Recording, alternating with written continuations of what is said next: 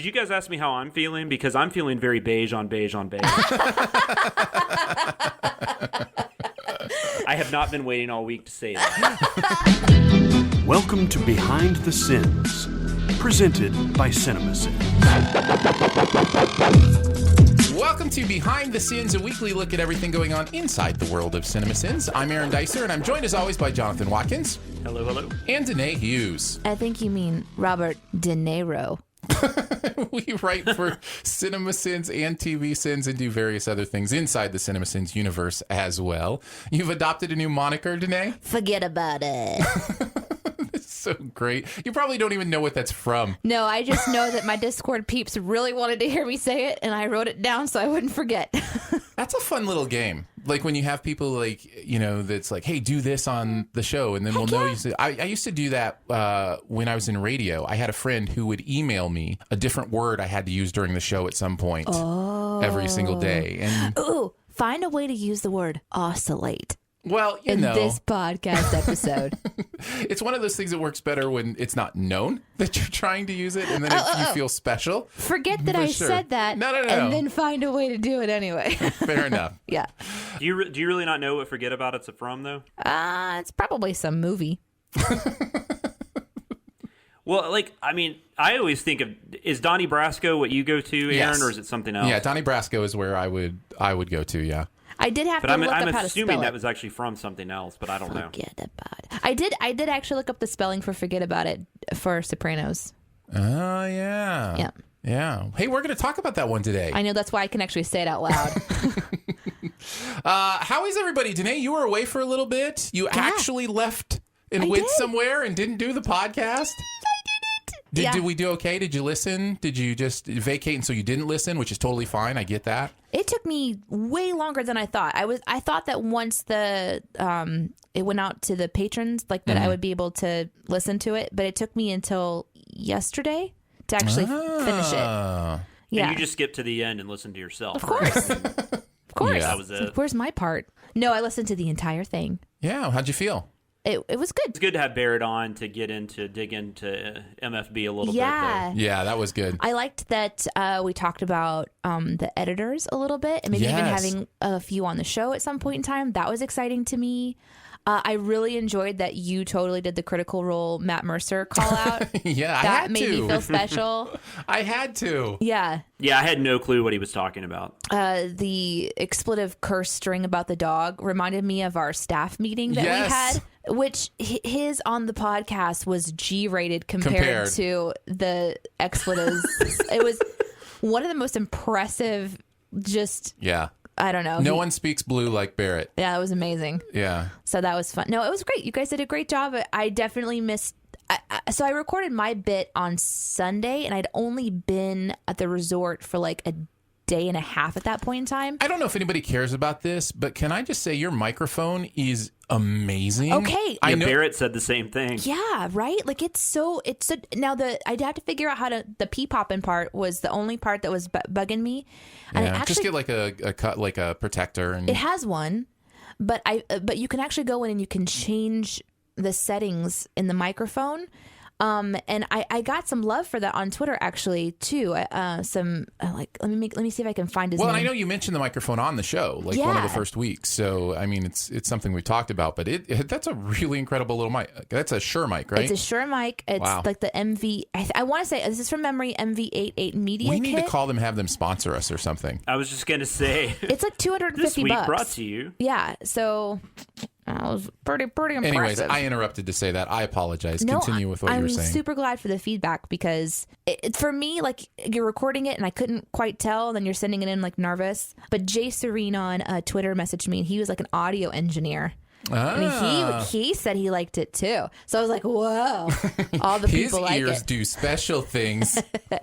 He should know. Yeah. So yeah, I'm glad that the little audio worked out. I was just able to record that I was actually sitting on the bed. I wasn't even in an enclosed space at the time. Well, it was a perfect week to have him on, not just because of Music from Behind and Music Video Sins, but also because the three of us worked on the It miniseries together. And so it was, it just worked out really nice. So. I also loved hearing you guys talk about your experiences with It, even though I'm not somebody who would listen to it. Did you listen to us talk about it? Yeah. Oh, yeah. Wow. Yeah, I listened to the whole thing. So it was fun to hear, Jonathan, you were talking about what you know about it. And then, like, you guys, I guess, have had many conversations about it. And this was just another place to have another conversation about it. Yeah. Well, yeah. And then I ended up being on the mini pod, which that was not at that time, I was not planning on doing that. Oh, okay. But it just worked out. Yeah, if you like Sin's universe personalities, there were plenty of opportunities to hear all of us several times talk about that movie, whether it be here or Sif Pop or the Sincast or the Sincast mini pod. Yeah, and it sounds like there's lots of fun pods that are popping too, because Barrett talked about his new podcast. Yeah, and then which is great. Have you guys had a chance? I to listen haven't to it? had a chance to listen. Sorry, yet. I put you on the spot. No, that's fine. I have listened to it.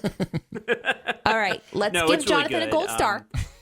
Mike Hester is one of my oldest friends, so I'm just glad he's getting to do something, and him and Barrett together are perfect. So that's it's awesome. Good stuff. 50-50. So did you guys ask me how I'm feeling? Because I'm feeling very beige on beige on beige. I have not been waiting all week to say that.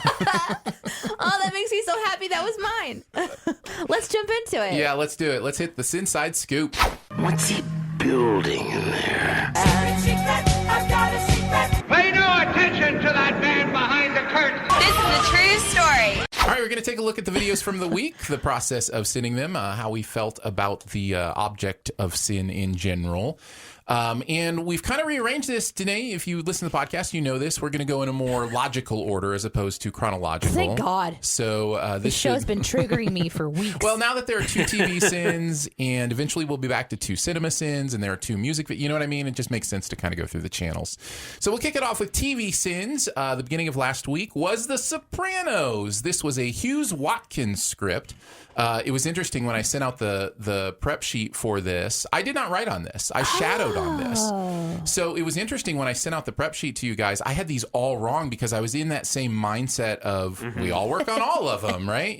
Kind of thing. I thought you wrote on this one too. I just shadowed on it. I had a couple sins that I threw in there. Right. Like you'll do that when you're a shadow. I think we've talked about this a little bit last week, but it's one of those things where this is a new experience for me shadowing. And wait. This is our first one to do together? Yeah, this is you and Jonathan's first script together. I'm sorry, I didn't remember, Jonathan. Please don't take this as me not caring about you.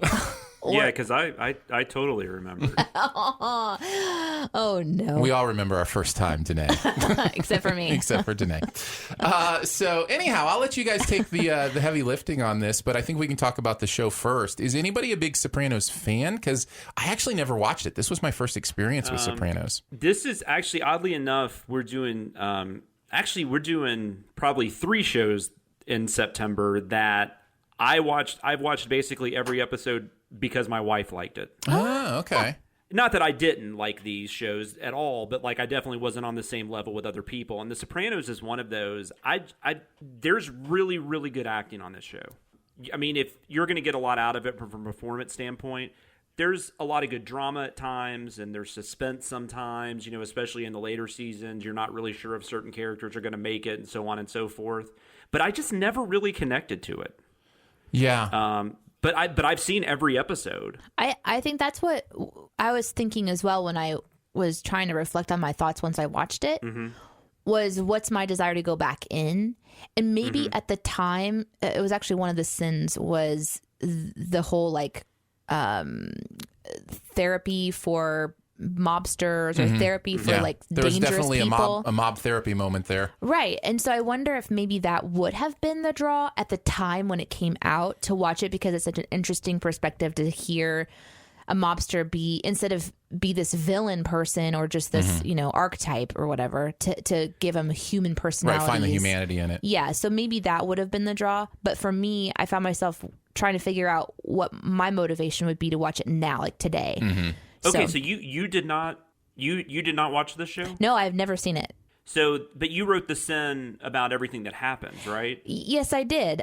Because I went into multiple rabbit trails of trying to figure out what happened to characters. Really similar, actually, to Sons of Anarchy in a way. Because once you start kind of looking into it, this is the 20th year, like, not reunion. Anniversary. Thank you. And so there's a lot of resurgence of interest in Sopranos right now from blog posts and just hardcore fans who There's are. a new book that recently came out about it too that seems really interesting. And, well, we're getting a movie. Gandolfini's son. Oh. Yeah, they're doing a prequel. Actually going to be in the movie. Whoa, that's interesting. So, and then there was Speaking of which, James Gandolfini, R.I.P. Yeah. Truly great actor. Did not know that he had passed until I watched some special on YouTube where it was the 20-year reunion. It actually was a reunion, and they brought the different actors and actresses. And let me tell you, sometimes when you watch these, you realize how much time has passed. Yeah. Because it's like, wait a second. You've aged. Like, Christopher's gray. Why is he gray? You know, things like that. He looks so young over here, but now he's like this graying old dude or whatever. Yeah. So, and then, but, you know, Tony Soprano wasn't there, and somebody said, you know, let's say R.I.P. to the big guy. And that's when I realized he passed away. So then I went and looked at. But anyway, to answer to the point that you were saying, I did a lot of looking into just these different characters and what happens with them. As you know, I like to read about that kind of stuff. So that allowed me to write that. It's that been joke. one of my the most interesting parts about having you write is the type of research you do on these shows. Like you because you are genuinely interested in the story. You're a character person. Yeah. And so you're genuinely interested in what happens to these characters in a way that just, it wouldn't strike me to do that level of research into the future. Yeah. Partly because we've kind of set ourselves a place where we don't have to. Like, I probably shouldn't. It takes a lot of time. No, but it's good, especially on ones that maybe we haven't watched, because there will be some that none of the three of us have really watched any of it. And I want to say too, to me, I feel like I want to do the fans a service. Exactly. Because I read the comments about the passionate people who love these shows, and I don't want to do something that's a disservice to them. And I'll talk about one of my mistakes that I made in my research here in just a little bit when we get to the comment section. But yeah, I had a good time watching it, and I totally agree with you. That's some really great acting, and I love the character work a lot, and learned a lot of interesting things as I researched the show. Like, for example, that the therapist was originally going to be the wife, Tony's wife, but she had played characters like that before, and so they wanted her to, or she herself wanted to do something more challenging, and she felt like a powerful therapist woman was a more of a challenging position to play, and so she played the therapist. And she got a chance to hook up with Tony anyway later in the show, apparently. So, well, She I don't. sure did. You know, I did mention Actually, that. I don't know I if don't she remember if they actually. I don't know if they did. I think they flirted with it. there was a sin about it. Yeah, I think Jonathan wrote that no, one. they definitely explore that, but it was a very clever show in a lot of ways. I mean, David Chase is a pretty clever dude, but Lorraine Bracco played the therapist, and in real life, she's married to the director Peter Bogdanovich, or she was. I don't know if she still is. And on the show, he played her therapist. That's I interesting. always thought that was kind of fun. That is I like kind of fun. I like when shows and movies do little things like that. That always, at least it intrigues me for some reason. Sopranos is high on my list of shame when it comes to TV. It is definitely a groundbreaking show that ushered in a lot of ways kind of the peak TV era. And I just never got around to watching it. It feels like so much to chew into. Like, I just, there's not a part of me that's like, I want to spend the next 3 months of my life, working my way through The Sopranos. And if I'm going to be honest, watching the pilot didn't change that. Like, it was one of those things where it was, I get it. I totally get why people love this show if you watched it in the moment. I'm just not excited. I don't think I ever will. I think I will pass from this world, having never seen another episode of Sopranos. Based on some of these we've covered, this is a little bit less of an endeavor. I mean, it's 86 episodes, which is not nothing, but it feels like a lot. It's a lot less than Family Guy, for instance. Well, that's true. It's different when, the difference is the dark aspect of the show, because you're talking about, I don't know, for crime me, and murder, it's similar to the Sons of Anarchy. You're reading these things going, oh, terrible, horrible things happen. There was a blog I read where it was the top 10 moments of the show, and several of them that were Sopranos or Sons of Anarchy? Of Sopranos. Yeah. And several of them were referencing that the murders that were happening, I think there was one where Tony kills someone with his bare hands, like he chokes him to death or whatever.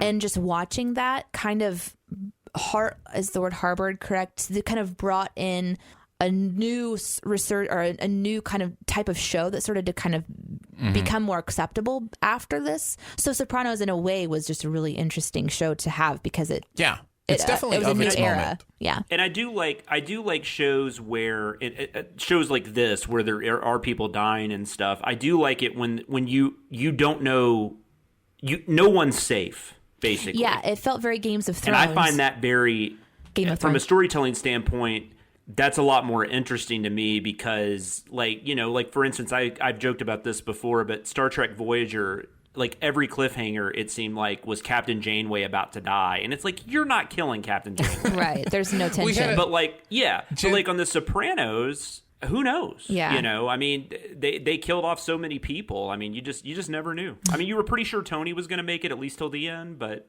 I totally agree. Never knew. I totally agree. My wife and I always had a joke back in the day when we would watch Alias every week, which I love Alias. Alias is a great show. Oh, it's amazing. But every single week we would look at each other after the final beat of the show and go, oh no, Sydney's in peril.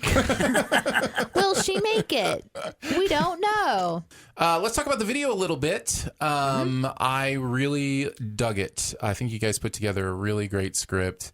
Yeah, I was proud of this one. It's a lot of fun. One of the things that was observed, I always like it when something's observed that I wouldn't necessarily pick up on, that is hilarious, is the punch sounds when he is beating up that guy. They are so bad. They're so, like, it's such a, like, Foley artist, 101 kind of thing. And it's just like... It reminds me of that Scream. What's that Scream? That's in every movie. Oh, the Wilhelm scream? Yeah, yes. But maybe this is the punch it's sound. Very much the Wilhelm punch. I wish I would have said the Wilhelm punch upon reflection, that would have been the better joke. Yeah. No, I think it's perfect. And then also just the talk about noticing things, which I'm sorry, Aaron, if I just walked in on you and you were going to bring this up. No, go for it. But the what I think Danae called gerbil bites. Yes. Is that right? Or hamster bites? Yeah.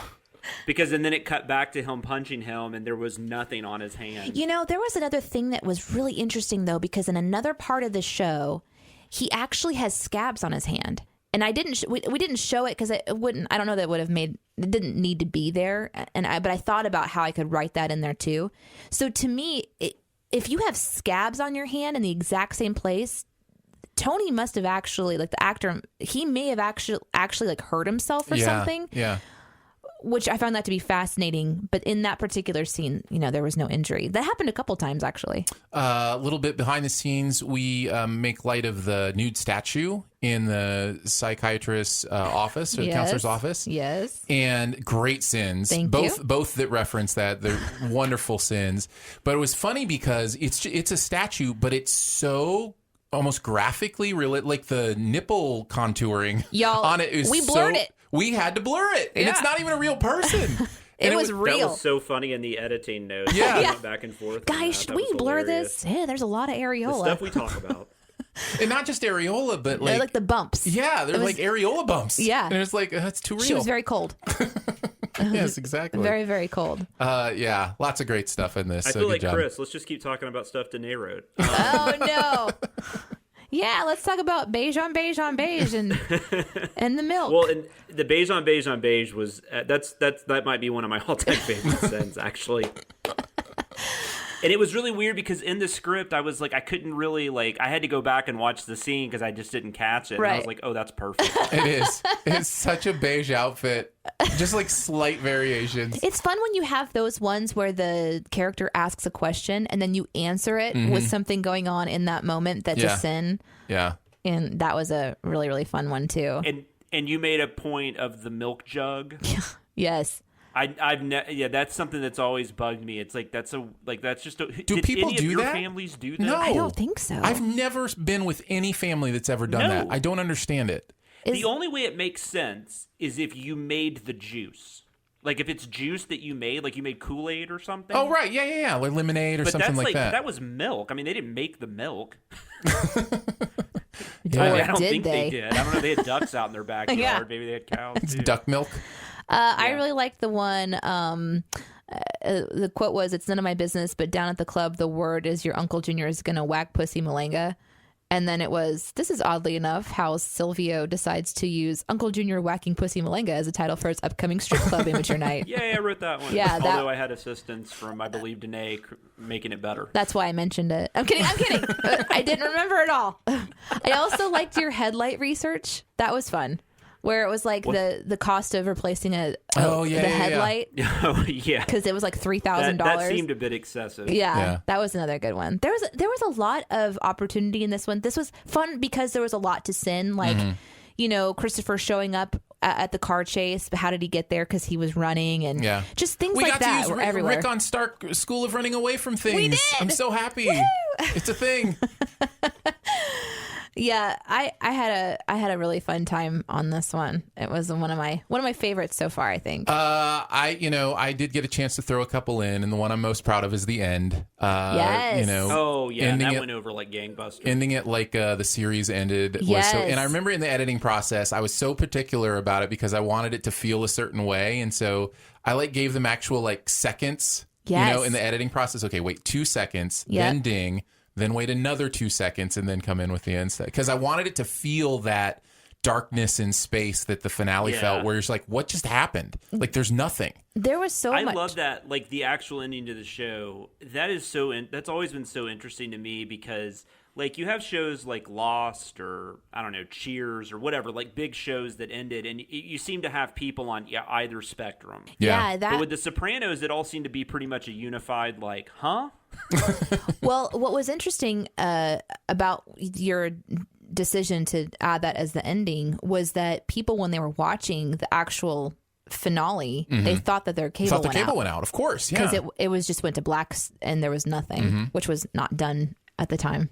Yeah, that's what I would have. I think we actually thought that because we watched it when it was on. But can we all just go back and say how brilliant that is? I know there's still some discussion about this, but I think it is a brilliant representation of Tony's death, and I don't know any other way to interpret it, and I don't understand. I don't either. It is just the whole way. And listen, I didn't watch the show, but I definitely watched that final scene and the whole way it's shot, everything that happens, the idea of everything going black and silent completely. Yeah, I don't know. I think it's just a brilliant finish for that series. It's one of those things where it's if they had actually showed Tony and his family or whoever was supposed to have gotten shot up in there. Well, I watched. Would anybody have been more pleased with that? See, I don't. I think that was a pretty interesting way of making it open-ended, but not really. Yeah, excellent. Exactly. There was a video on YouTube by The Take called The Sopranos Ending Explained, and it goes through in incredible detail about the juxtaposition of all of this deep meaning throughout the entire series. And it references back to other things, like when he was in a coma and he was unconscious, his vision was white. When it was from his perspective, it was white, and so from his perspective it's black. The person that's potentially the shooter that went to the bathroom, that mirrors another movie that he really admired, but then at the same time the guy is wearing a coat that was worn by another character who I think committed suicide in the show because Tony wouldn't let him go and live his life, and so it was like this. So we had seen that coat in a previous, in previous characters. So it could be a retribution killing kind of thing. Or have that same feel of it. And anyhow, there's the video is 17 minutes long or something like that. And I watched the entire thing because it was really well done. So cool. if you're a huge Sopranos fan, I would highly recommend. Again, that was on The Take. So I thought we did a good kind of job, and the fans loved it. So that was a good one. Good job, guys. Woo. Round of applause. Woo. Anything else, or can we move on to Friends, the one with all the poker? Let's do it. Let's move on. So this was a Dicer Hughes script. So Danae and I wrote on this, and Jonathan shadowed on this one. So this In one, the shadow. I was looking forward to. No, it's fine. It's absolutely fine. Anytime you need to sing, Danae, just sing. We aren't going to stop you here.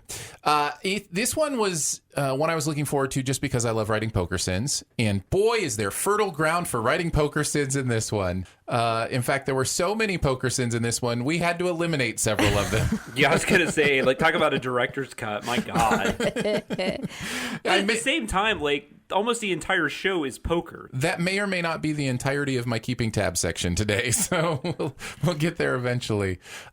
We've talked a little bit about, well, actually we haven't because this was before the podcast, about the show Friends in general. We should probably just mention, if it's something that we were into when it was on, if it's something we still enjoy. For me, I was definitely into it when it was on, but I haven't really revisited it a ton. I just love the chemistry of those 6 people together is a lot of fun. Mm-hmm. I think it's going to be interesting as we start to talk about these, looking at these in detail, because my thoughts on them are changing so much. I'm starting to find characters annoying that I really liked before, which is really fascinating. Okay, hold on. Yeah. Who's your number one that you're most annoyed with? Number one? Yeah. Ross. 100%. Mine's Rachel. Both of them together. I have a sin. So annoying. We're getting way ahead of myself. We have a sin in an upcoming one where I totally go from, oh, isn't this cute, to these two should never, ever be together ever in their life. Yeah. And this is stupid that we were rooting for them. You know what I mean? Well, at the time, there was no binging. You had a whole week of life in between each episode, so you maybe forgot the nuances and the details that don't carry over. The consistency is all jacked up. That's a great point. Anyway. I know what you're saying about Rachel, Janae, but Jennifer Aniston is probably one of my first and longest crushes. Oh, yeah, that's so sweet. Like, I mean, even like back, like when she was on, you guys probably, I doubt you'll even remember this. They did it only lasted like half a season, but they did a Ferris Bueller's Day Off TV show. Oh no, I didn't even remember that. And she played the Jennifer Grey character. And I mean, I don't remember how young I was. I mean, that was probably like early 90s, so I was probably like a young teen. So that was like the first time I ever saw her, and I was like, oh, that girl's cute. Well, she is definitely that. Yeah, cute for sure. Character-wise, but yeah, I would say out of the ones, who's the most annoying? I don't. Monica's probably mine. But Monica was kind of annoying to me, and even in the moment, not a ton, but even in the moment. So like, it's just that sense of, I thought Ross was hilarious, and now looking back, I'm so annoyed by that character. Yeah. There are YouTube videos. I have not watched them. I've just heard about them. There are YouTube videos where I guess they do his dialogue like minus the laugh track, and it's like, is Ross a serial killer? Is basically what they're saying. Oh man, if you want to go on a rabbit hole, go on a without laugh track rabbit hole. It's the best, and it is a prime example of why laugh tracks are horrible. Because they just make everything seem like it's the funniest thing ever. They give really unrealistic expectations for conversations with people in general. Yes. You're like, this was funny in my head. No one's laughing. I don't know how to respond to that. Would you recommend people going on a bunny trail for shows without laugh track, or what was that juggling battle? Oh, SkillCon? Yeah. Oh, you want to talk about SkillCon? No, just like, which one? If they can only go on one. You only live once. Do them both, man. Okay, sorry. But like you said, like regardless of how these episodes have aged, like, and there's definitely some problematic things like there are with a lot of shows that were on at this time or before, but I still enjoy watching this show a lot. Oh yeah, and sure. I did watch it when it was on. I've rewatched just about every episode. I'm so different from you guys. Like, I remember it being on. I remember like seeing, I don't know, reruns. I don't know. I just remember it being there and watching it and thinking, oh, they're having fun. But I didn't love. I think I maybe was trying to relate to some characters at that time too. Maybe they found myself in a little bit of them, but I didn't get totally obsessed with it. I didn't get to where I was watching it all the time. My husband loves Friends, and so when I was sending this one, he was so excited. He's like, "Oh, is this the one where such and such happens?" And I'm like, "Who are you? You're the WWE wrestling guy." You talk about crushes. I have such a huge Chandler crush. Oh, on my husband. I thought you were going to say. Oh yeah, well I do have a crush on your husband as well. He's pretty amazing. Could I want to be Chandler anymore? Like, I mean, he is. Just the way he would say things. His snarkiness. Yeah. I don't know. I just hadn't seen anything like that before. Yeah, that's true. Can I give you a quick aside though? I'm terrified to meet your husband. My husband? No, my husband. Yeah, because you've talked up how right? big of a Cardinals fan he is. Oh, and yeah. sometimes as a Cubs fan, Cardinals fans don't like me. Well, he has knocked out like 18 people in his life for just liking the Cubs. So you should be very afraid. No, I'm kidding. Yeah. No, he's not that way at all. He calls it cub thumping. Yeah, Cub thumping. Come over here and get your whomping. But this episode was one I remembered liking a lot, and when I rewatched it to do the shadowing, I did not like it nearly as much. No, it was so boring. It is pretty boring. There's a lot of unnecessary stuff here. It took me forever to, I'm like the monkey joke, for example. I was like, maybe I can do something with the monkey. It took me, because I don't like poker. I don't play poker. Right. So this was, for you, like 1,000 jokes. Here we go. And for me, I'm like, I don't know. Maybe I should make a joke about the animal. This is a marsupial. That's funny. That was a good joke. Oh, I also really want to say, just real quick for the record, I actually sinned the wrong episode first. Oh, yeah. I wondered if you were going to talk about this. I was assigned it. I'm just used to doing the pilot without thinking. And I was really busy at the time working all my jobs and everything. And so I watched the first episode of Friends. Yeah, Danae sent me a sin script for the pilot, which we've already done. A really good script. It was a great script. Like, we should redo the pilot with some of her stuff in there. And Aaron, I was so scared to tell you. I was so scared. Because he knows I have this thing. I don't know if you guys have ever heard of it before, but it's called anger. And when I mess up, I get real hard on myself, and I just immediately get mad about myself, and especially with a creative thing. And I was so busy. And you run away. Sometimes when you get angry, like, it's like, I'll throw all right, something and I'm leave. out. Like I had Perhaps these I should visions. quit. Yes, exactly. I had these visions of telling her she wrote the wrong script, and like she never writes for sins I'm again. done, Like yeah. she's totally done. So I'm in the middle of a very important meeting in the. Maybe I know I say I'm busy all the time. It's stupid how busy I am. And when he said, when you're done with your meeting, call me. He never says that. And so that probably made it worse. I texted him, was like, you have to tell me now, because I can't focus now. And so I think you did. Yeah, I told you during your meeting. Yeah. Yeah. And do you know what my response was? I was so stressed out. It had gone the other way. It did. It went completely the other way. Crazy laughter. Where I was like, of course I wrote the wrong script. But when you finish a script, man, it is such a great feeling. Oh, and then when so you I have can't to go even back. imagine. Well, like in one time, The Cinemasins, I believe is what it was. I finished it, but like I guess I saved a different version in a different place in my computer. And so the version I sent Aaron had nothing on it. Yeah. And he was just like, he wrote back like, is this a joke? Like, Oh, you no. hated this so much. Is this a joke? I was terrified. I'm like, you got to be kidding me. Oh, no. But then I found it. So it was fine. He goes, you have a couple options. It's due now. I know you're busy. So I just powered through, and I did the fastest dirty script usually I go over it multiple times. I did none of that. It was like, and it was fascinating to me in preparation for this show too, because I had forgotten. I had totally forgotten that you had done the wrong script. And I'm reading my script, because if I write on something, I'll read through my script to see if anything was deleted, that kind of stuff. And I'm reading jokes that I know I didn't write. And I'm like, oh, yeah, because she sent me all her jokes and I just put them right in my script. It was fast and dirty. It was so crazy. And then, and what was really crazy about that is because I had just watched the pilot and now I'm watching one where the show had been going for a bit.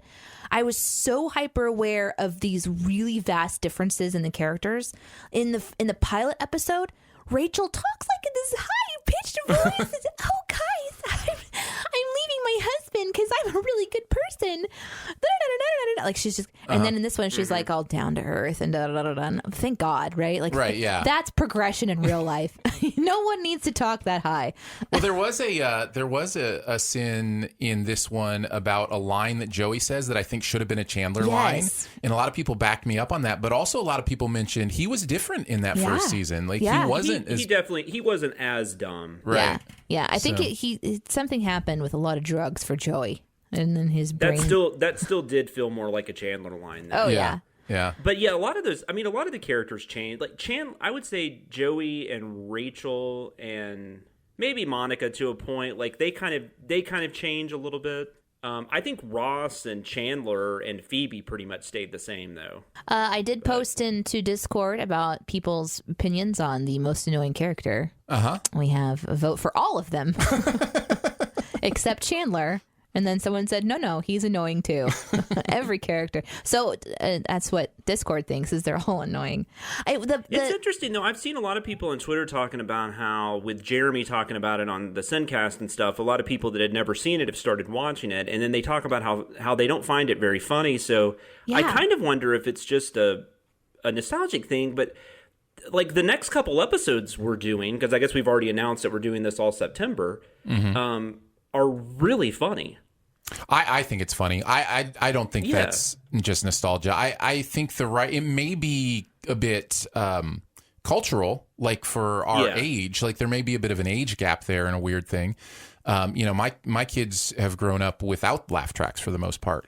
So, there is a little bit of... Well, Chuck Lorre's the only one that's really still doing them. Yeah. Yeah, so no one's doing them anymore. But it's Modern Family and The Office and stuff like that. Unless it's Chuck Lorre doing like Big Bang Theory, you're not getting laugh tracks. Some of the writing is really sharp. Some of those Chandler Zings are really funny. Yeah, there was some good stuff for sure. Going to the video itself, the King James line, the King George line was excellent, but it was wrong. Yeah. I thought that was an interesting thing that That was yours. Jamestown maybe was done when King James was king. Might make a little bit of sense. I also like the whole people responding to your resume. That doesn't happen, right? And maybe you didn't then, or did, we don't know, but. That was another favorite in the comments. This is an interesting structure plot-wise, too, because there's this whole poker lesson in the middle of this show, where this woman comes over and gives them like a big, this is how you do it. No, it's all lies and blah, blah, blah. Yeah, you got to toughen up if you're going to play poker. It feels like the show is setting up some sort of like thing where the girls are good at poker, right? And it's not at all. No. It's not setting that up at all. No, it's awful the whole way through. Yeah. That was it was a weird episode. Definitely not one that I remembered ever watching, and one that I hope I never have to see again. Oh, technology, we love you so much. Listen, right in the middle of us talking about one of the greatest shows of all time, the internet fails. Yeah, we're doing this without internet. How is that possible? Technology can continue. Oh my goodness. Yeah. What are these things called? Phones. We're using phones. All right. Well, let's. So we were talking about Friends. Did we have anything else to say about that one? I feel like we kind of covered a lot of it. I think for me, I guess the only other thing I would mention is I did write a sin removal at the end of this because I do think as much as this show gets wrong, the reason people love it is because of these relationships and just how interesting it is that this show is invested in these relationships in this way. And I wanted to give the show props for that. Let's move on to music video sins. We will take a look at this channel, starting with Billie Eilish. All the good girls go to hell. You talked about this a little bit earlier about watching the videos. Yes. And I started doing that this week, where I actually watched the video first. I love it so much. I watched the sin. I love it, first of all, because I'm disconnected from popular music in a lot of ways. I'm just not involved in listening to it. You can say you're not cool. That's I'm fine. not cool. That is 100% the truth. I also am not. But watching these videos, I get a chance to listen to these songs, and when they're good, like when they're written well, like this song is, by the way, I think, it gives me something to chew on. I even loved, I think we talked about Taylor Swift and the idea that it might be a satire last week. Like that kind of stuff makes my brain tingle. I love that kind of stuff. Yeah. Do you have ASMR? No. Oh, okay. No, that's a different kind of brain tingle. Okay. I've heard of. But no, I think ASMR is ridiculous, actually. I don't understand it at all. It makes no sense to me. What? Do you get it? I totally get it. In fact, that Super Bowl commercial that's all ASMR or whatever. It was just like... I was almost angry at it. Hey, you talk about how at least somebody gets the joke. Yeah. Like it's for one person. Yeah. It can just be for a few Totally. people. Yeah. It's a starfish Anyway, thing. back to the Billie Eilish. So anyways, with the Billie Eilish song, my first response was, Billie, are you okay? Like, is everything good? Like, you going to be all right? Like, Billie, are you okay? That's exactly what I was thinking. Are you okay, Billie? You've been hit by boom, boom. You've been struck by boom.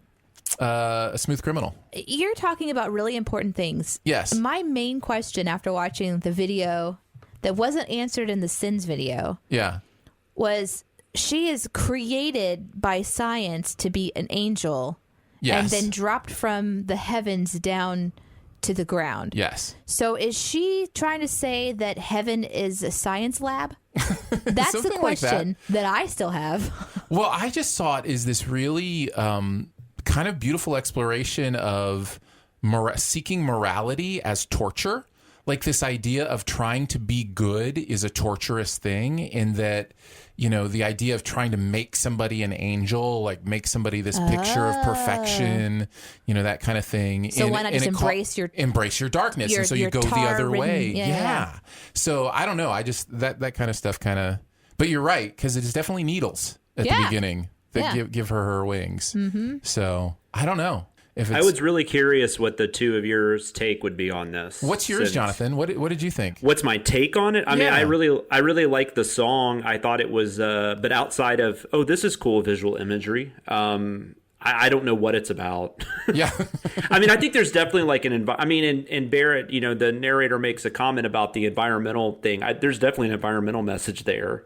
I also saw women dancing in the flames. Yes. I missed that when I watched it through, but then on the Sins video, because it slowed down during the sinning part, I saw that. So maybe there's symbolism there too. I definitely did not miss that. I don't know what that says about me. I noticed that immediately. I also the one in the Sopranos video that noticed the stripper in the background needed to be blurred. You did. I totally forgot about that. We literally almost released a video with a naked woman in the background. We've done that before, even since I've been writing. What was it? It was there was a topless sunbather that we missed on something one time. That's so funny. Sorry. No, that's fine. But I definitely noticed those women dancing in the flames. But that to me was another part of the symbolism. The symbolism of, I'm going to embrace, you know, this world of seduction and fire and that kind of thing, as opposed to trying to force me to be something I'm not. I don't mean to jump into like the particular like Sins part. So Jonathan, if you have something to say about the video as a whole, jump in. But I loved the part where the flames were going along the trail of the tar as like Billy. Yes. Billy. B. Hey, B. I really I've got an update that. on your situation. Yeah, that was fun. I think Billy is super fascinating. I do too. And I really like her musical perspective. She's dark, but I like her. I also like that she's not like a let's get scantily clad and dance around and gyrate type of an artist. Right. She's fully clothed. Well, she's also like 17. Yeah, that doesn't matter. Well, that's true. It kind of that actually kind of does still matter.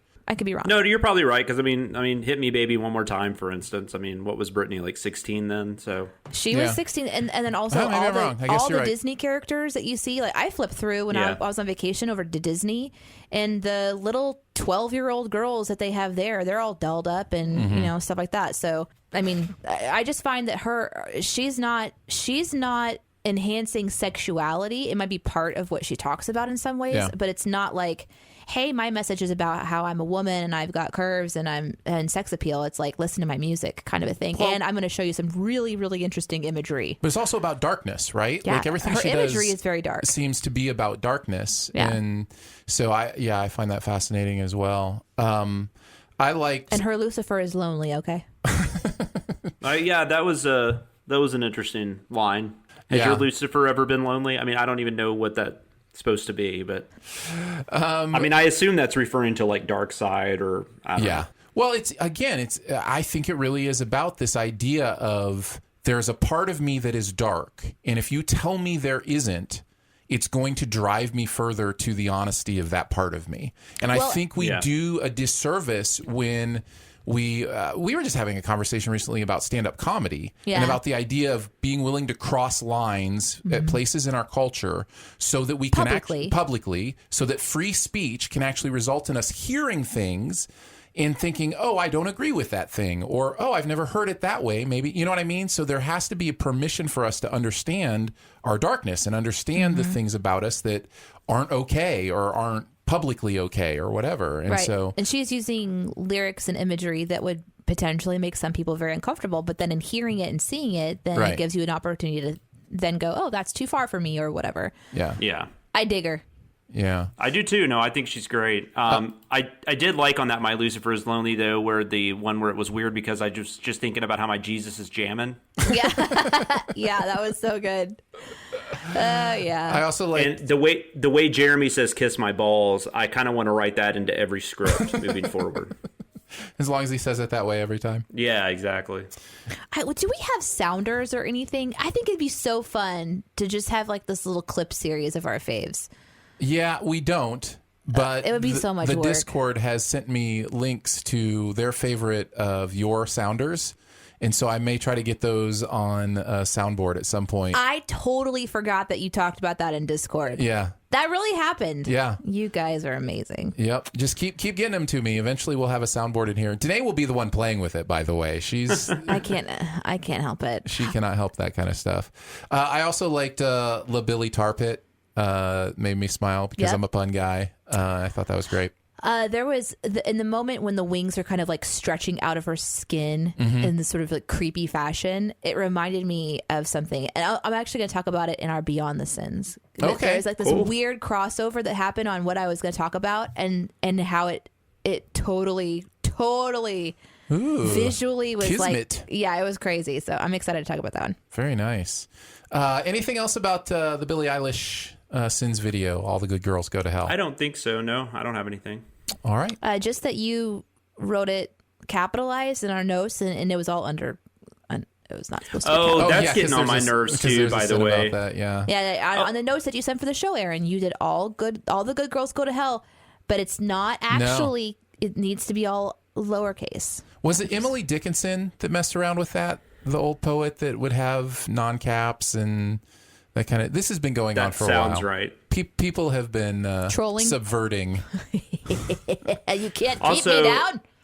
Also, I will mention the outtake. As I walk through the fire, which is from Buffy the Vampire Slayer. If anyone out there has not seen the episode Once More with Feeling, that outtake comes from, that is one of the greatest hours of television ever forged. Wow. Nice. That's quite a recommendation right there. Just FYI. We ready to move on to music from behind? I've been ready for so long. This is Lil Nas X, Old Town Road. Baird, of course, wrote this. And this cracks me up because this is the song from TikTok, right? Like this is. I've been hearing the horses in the back for ages because it's a TikTok meme. And yes, that means I participate in TikTok and have for a while. Loser. And when I say participate, I just kind of go through and laugh. Scroll. I scroll through the memes. You don't actually create them. No. I did one, but I didn't post it. It's kind of fun to mess around with. Anyways, TikTok is beside the point. Or is it? Because this song is popular because of it, right? Like, is this song popular without TikTok? I don't know. I don't think it is. I continue to wonder why I'm on this show.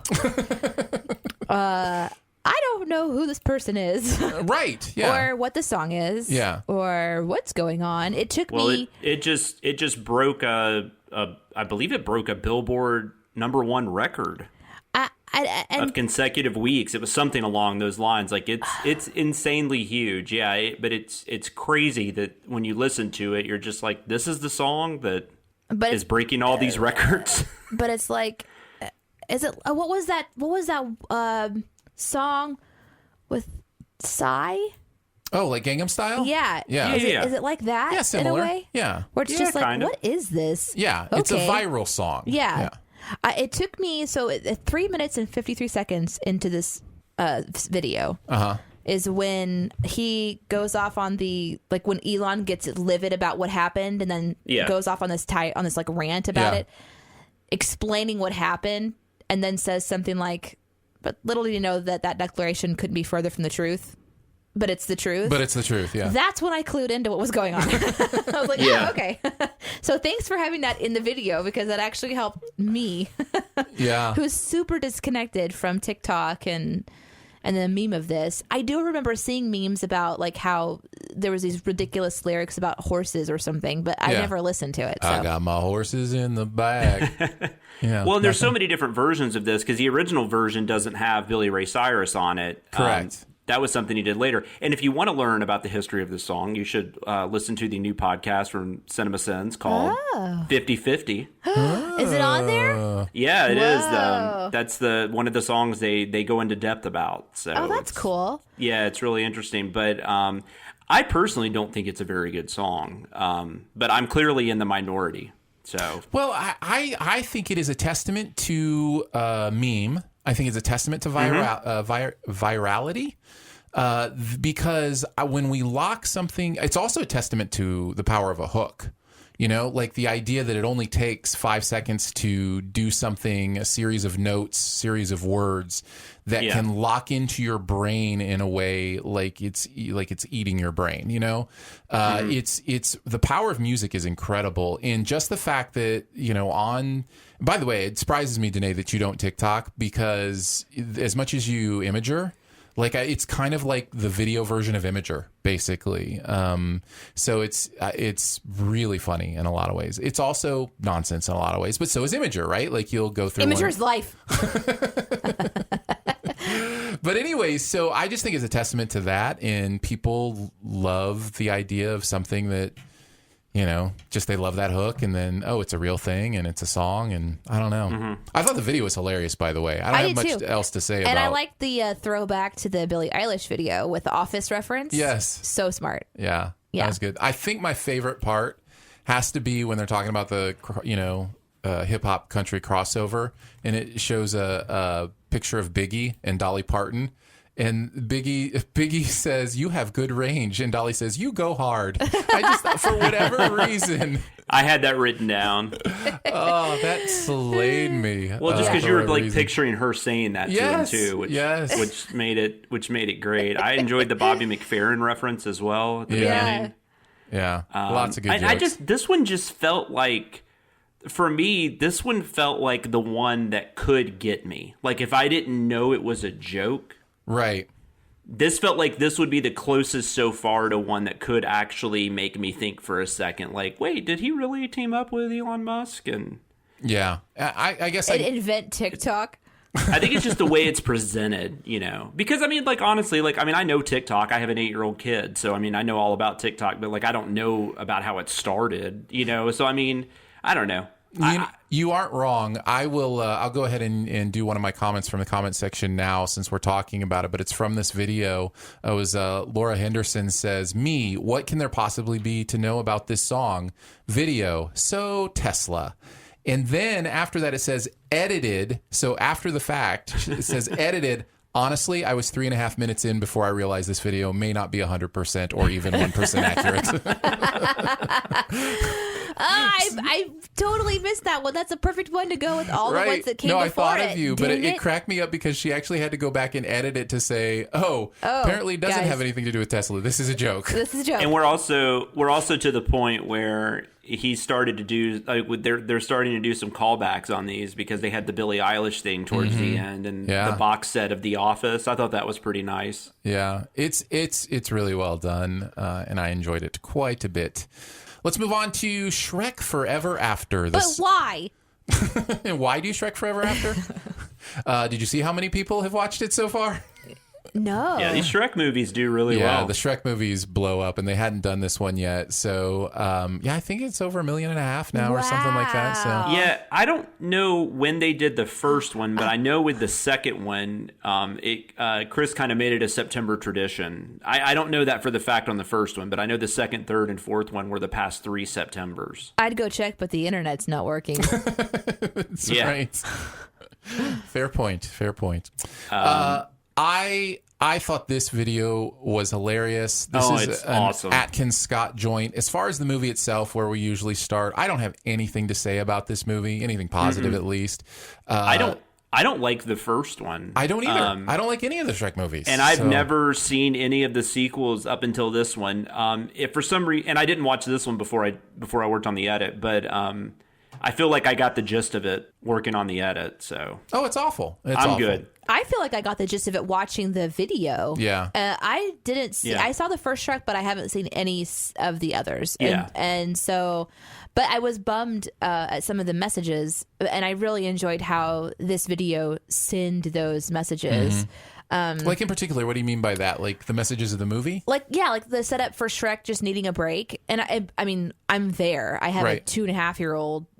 Next month she'll be 2.5, and I totally get that. I need a break. My husband needs a break, and just that sin about like married people talk to each other instead of going and signing a contract to just be able to be an ogre for one day, not even for extended period of time, for one day. This is a normal conversation that married people have. And, it was just 5 months ago in my life that my husband and I started going through some crazy stuff. And so I would just say maybe in the last, let's extend it just a little bit, 8 months, my husband came to me and he's like, I'm stressing. I need to take a break from being a dad for a little bit. I'm doing a lot. I don't want to do as much. And so I was like, you know what? I'll step up. And then I started doing more. And then I hit my point and I had to go to him and be like, okay, I need you to come back to the table now. And so we've had to have those conversations in very recent history. Yeah. And it can be done. It's really uncomfortable. But that super triggered me at the very top of the whole thing. And then it just the hits kept coming, I had so many questions too, just through this, going like, well, how does this even make any sense? And people are talking about how Rumpelstiltskin looks different, and there's all these different consistency stuff going on. So was that a purposeful All-Star reference? The hits kept coming. No, they don't stop coming. Okay, I just because All-Star is definitely associated with Shrek. So yeah. I wonder if that was even subconscious. Hey, now you're an All-Star. No, I totally did. I didn't. You know me. These things just accidentally come out. Of course not. Smash Mouth just became a listener. I also one of the things. Did somebody mention us? One of the things I love about working with you guys is realizing things that happen in movies that you just don't like. For example, the whole Apple with villains stuff. I've never once ever realized that villains hold apples. Yeah. And it happens way more than I would have ever thought. Even more than holding them, taking a bite out of them has always symbolized, well, obviously there's the Garden of Eden, right? So there's the symbolic idea of evil involved in an apple. Right. So you've got that subconscious symbolism, but directors also use it as an arrogance. Like I'm just chewing on something. I'm taking a bite of something. So yeah, that's definitely a thing. And the poison apple from Snow White, that's the one that I thought of. The first time I remember an apple being quote unquote bad was that. I did a sin in a video quite a while back where I said something about vaping is the new apple. And I have noticed that a lot since then. If you see a character vaping, it's almost a sign of them being a jerk. They're not going to be vaping much longer. And I think, getting technical, I think from I've thought about this before when going through why do they keep doing apples, but I think from an ADR standpoint, an apple makes a noise when you bite into it. And it's also a fruit that you can bite into. Most people don't bite into oranges, It's a very aggressive act. Yeah, it's a very But it's there just are other that makes foods sense. that would work that make noise, like Pringles. They make a lot of noise when you crunch them. Yeah, that's true. So why not switch it up? No, that's true. But I guess it's just like Aaron was saying, the aggressive act of biting into something, and it has to be something that actually has an impact on you can hear it. Him just biting into a peach, that wouldn't you wouldn't even hear it. No, that's a whole different kind of symbolism. Eating a peach, that is definitely pork rinds. That's another one. Directors have definitely used the peach trick as well, but it's for something entirely different. I'm trying to steer us in another direction. I literally blurted out pork rinds to veer us back. Oh, sorry, I didn't realize I was making you uncomfortable. Pork rinds are gross. One of the sins, I actually said, "Ooh, ouch." Was the tricked into signing something I shouldn't Taylor Swift? Oh, man. The Taylor Swift running gags in this are great. They're great, but that one I felt real bad. I was like, oh, that sucks. This we try not to. We've talked about, I think, the fact that we try not to do the same kind of joke too much in a single episode. Sure. This joke had several name drop jokes, which is basically where the character or something says something and then you just say a name that represents that. But they were all so good, I understand why they weren't. The DJ Khaled one slayed me. And I don't know if I want to go into why it's funny. If you don't know why it's funny, just do a little Google search and you'll figure it out. I'm still very aware my mom listens to the show, okay? Hey, our internet's back. Is it? Yeah. Good. Well, nice. One of the only other one that, hey, you know what? You can Google this one and it's totally safe for work. And that's that cats don't like milk. Yeah. I loved this PSA announcement. Yeah, I'm assuming that's probably one Jeremy wrote. I don't know that for a fact. I just did the thing that you hate. Which is what? PSA announcement. Yes. Yeah. You want to tell me your PIN number? I got to go to the ATM machine. Yeah. Are you one of those VIP persons? Oh, crap. Sorry. But the cats with milk thing, I really appreciated that because I remember learning that and feeling like I had to tell everyone and then no one cared. So I stopped. Did you see the comment, though? No. Where the person was like, is there a type of diarrhea that isn't smelly? If it's not, then you really need to go to the doctor. Because there might be something else going on there. Oh, good stuff. I also have to give a shout out. Again, apologies, Mom. I have to give a shout out to Picnic Dick. Dick Pic? Yeah, that was good. That was really funny. And then Angry Wig Makes You Discount Syndrome. For whatever reason, made me laugh because he does. He looks exactly like Syndrome. The chat or the comments really loved you have 3 beautiful children, and then the sin is he doesn't. He doesn't. Actually, no. So yeah. I just like the couple I wrote down was that they noticed that they had to add that S to the sign. Yes. The ogre sign. Yeah. I just thought that was a really good catch. Yeah, great observation. And then the part where he's like, "This is the problem. I actually don't know what the problem is, but I'll get back to you." Like the 3 little pigs or whatever. Yeah. I like just talking about the humor, just the overall humor of the piece, and yeah, I don't. And then there's that part too where the baby, the 2 babies like coo or whatever, and then the one farts, and then it's like DreamWorks. Yeah. But DreamWorks does actually make quality animated films. Well, they do now. They do now, but they were kind of that's who they wanted to be when they started. They wanted to be the anti-Disney. That's what Shrek is all about. Is the idea that they wanted to be grosser and do. And I still remember, I believe it outgrossed Monsters Inc. Those both Shrek? came. Yeah, because those came huge. out like within a month or 2 of each other. Yep. Yeah, and Monsters Inc. still did very well. And Monsters Inc. is the way better movie. Agreed. I just thought of another one that I really liked that they did, which was the contract had to be folded up to like spell stuff out, but then they zoomed in on the original contract and none of those letters were at least not all in of the them, right place. Yeah. Or they look different. I love that kind of consistency stuff. Yeah, that's a lot of fun. Seems like that one was probably pretty easy to sin away. Yeah, those are fun. But those it's also one of those where in the comments you've got people that are just diehard fans and like, how dare you? Are there diehard fans of Shrek Forever after them? Really? Yeah. You saw some in the comments? Yeah. Oh, I missed those comments. Yeah, like I know there's Shrek fans. There's there's nothing wrong with Shrek. Which is fine. That's fine. Yeah, you do you. Yeah, you do you. Absolutely. You guys ready to move on to keeping tabs? Let's do it. The internet is a communications tool used the world over where people can come together to bitch about movies and share pornography with one another. Ha ha! Oh, jeez. This is the most public yet of my many humiliations. All right, we're each going to pick a couple things from the editing process, tabs we can remember having open that would be funny or embarrassing, or we can talk about deleted sins here as well. Who wants to kick us off? Danae, you want to start us off? Yeah. All right, we'll go around the horn twice. So what's one? Both of mine are from Sopranos. Okay. So I paused right on the screen or on the moment when he opens up the newspaper at the beginning of the show.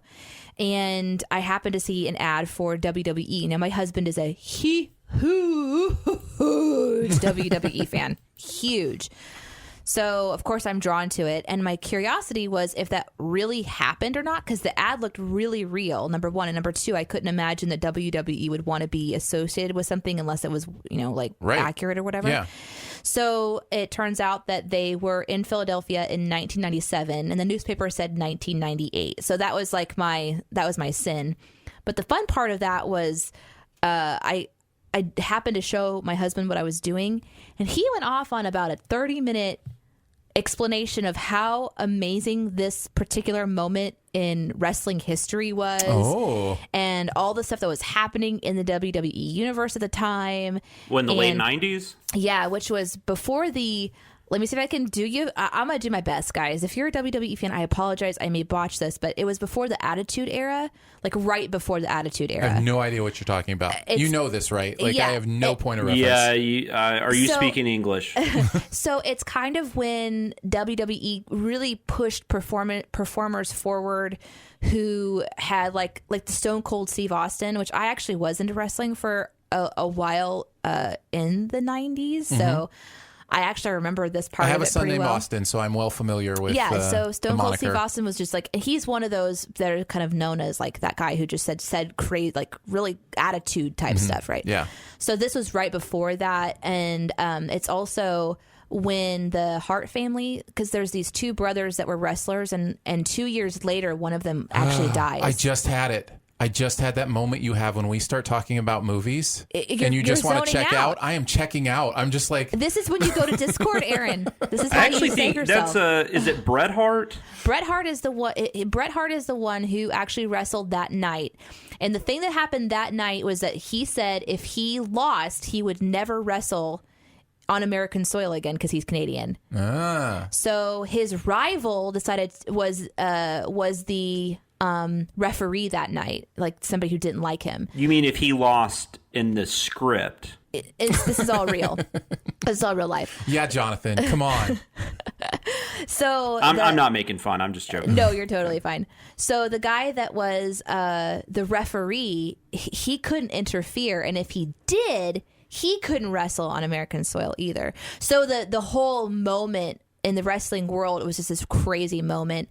And what ends up happening is this wrestler who is playing the role of the referee, he kind of goes to interfere and he hits the Undertaker in the head with a chair and makes the Undertaker lose. And so then that starts their epic rivalry.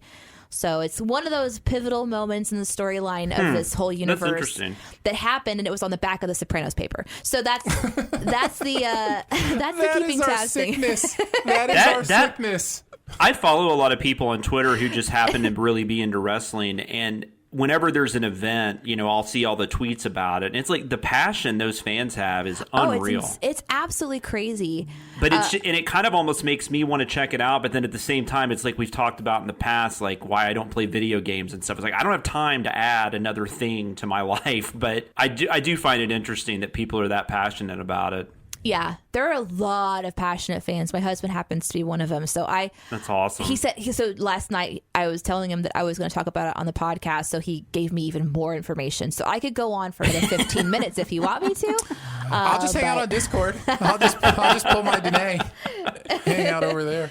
What do you got, Jonathan? What's your first one? One of mine was actually the Lexus headlight, so I guess I can skip that one. We've already kind of discussed that, but that was just basically, I looked up, how much it would actually cost to replace a Lexus headlight, which in the show they said it was like $3,000. Yeah. And then when I looked it up, I couldn't find like specific to 1998, but 2019, the average cost was like $385. So it's so funny because I laugh at that kind of stuff. I do that kind of. This is like me talking to my kids when they break something. Yeah, it's going to cost us $5,000 to replace that. Oh Meanwhile, no, yeah, you like definitely tell your $30. kids that. yeah. Even if it's like it's nothing, it's like they broke out like a plate. Yeah. Yeah, exactly. Like, holy crap, that plate was $800. That's right. You guys have no concept of money. But so that was one of them, because I only had a couple things I looked up for Sopranos, and that happened to be one of them. So. Nice. Do you want me to start with an apology, or do you want me to just start with the Poker Sins stuff? Which would you rather me do first? We'll start off with the Poker Sins. I'll do my apology last. So there were a lot of Poker Sins that were cut, and I wanted to mention that because almost all of the Poker Sins that were cut were asked about in the comments. There were a lot of people who were like, "I can't believe you didn't sin when she had when she slow played a 4 of a kind." And I'm like, "Well, actually, we did. It just didn't."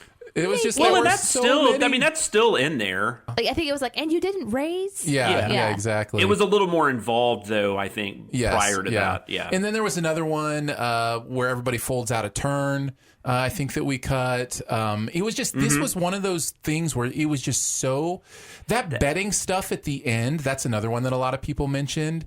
The idea, and we kind of side referenced this one when I think, Danae, you actually wrote this in, where it's like I could get into how it's not okay to break house rules, but I'd rather just say you didn't actually have that job. You can't lose a job that you don't have. Yes. So we kind of sidestepped around it, but that is absolutely, there is no house poker game where somebody would be allowed to just change the rules like that.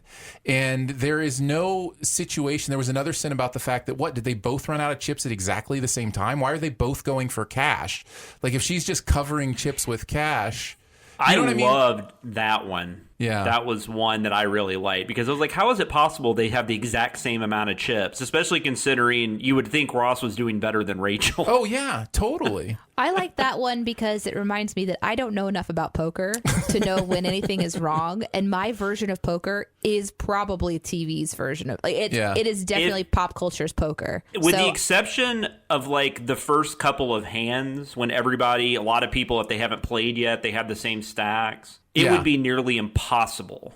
Well, and there was somebody who didn't, hadn't, or maybe wasn't a huge poker person that mentioned something about how did you not mention that they had more than 2 cards in front of them? And it's like, well, there are several games where you have more than 2 cards in front of you. Yeah, and they were clearly I assume they were supposed to be doing dealer's choice because they kept saying different things. Yeah, and we send that a little bit too, but... the Cincinnati one made it. That's in there, right? Yeah, the Cincinnati one did. When they called the wild cards, we didn't leave that one in. Because I think it was Jokers are wild or Jacks something? are better or something like that. There's a type of poker where if you don't have a good enough starting hand, you actually can't bet. You have to fold. So it's like it's called Jacks are better, something like that. So you have to have a pair of Jacks or more. That show is like if you watch one game of poker and then you play Candyland, Life, and a couple other like Monopoly, and then you make up your own poker games afterwards. Well, it's like playing with kids or something. Yeah, exactly. If the 3 of them had never played poker before, the 3 women, there's no way they would have been doing all those games. No. They would have been playing 5-card draw. Yeah, or now they would probably play Hold'em. Or just Spider Solitaire, which I love. Yes. Or Nerds. Oh, let's play Nerds. Yeah, that old version of poker called Nerds. Yes. Yeah. Favorite. So anyways, those were some of the poker sins that we did end up cutting. I really did love all the poker talk in the comments, though. It was one of my favorite things. So I did enjoy that. What's your other one today? My next one, again, Sopranos. I actually paused it when Tony shows up at his mother's house with the big Sony CD player. Oh, yeah. And he goes and sets it down on the kitchen table and he puts a CD in and he starts playing music. And I'm like, he didn't plug that in. So I went and looked up the user guide, the manual for this particular CD player. Batteries. And I found, it took me about 15 minutes. I eventually found the user manual. I downloaded it. I looked at the specs, and on the very final page, there is a battery area. Yeah. So then I couldn't send it, and that was 15 minutes I didn't get back.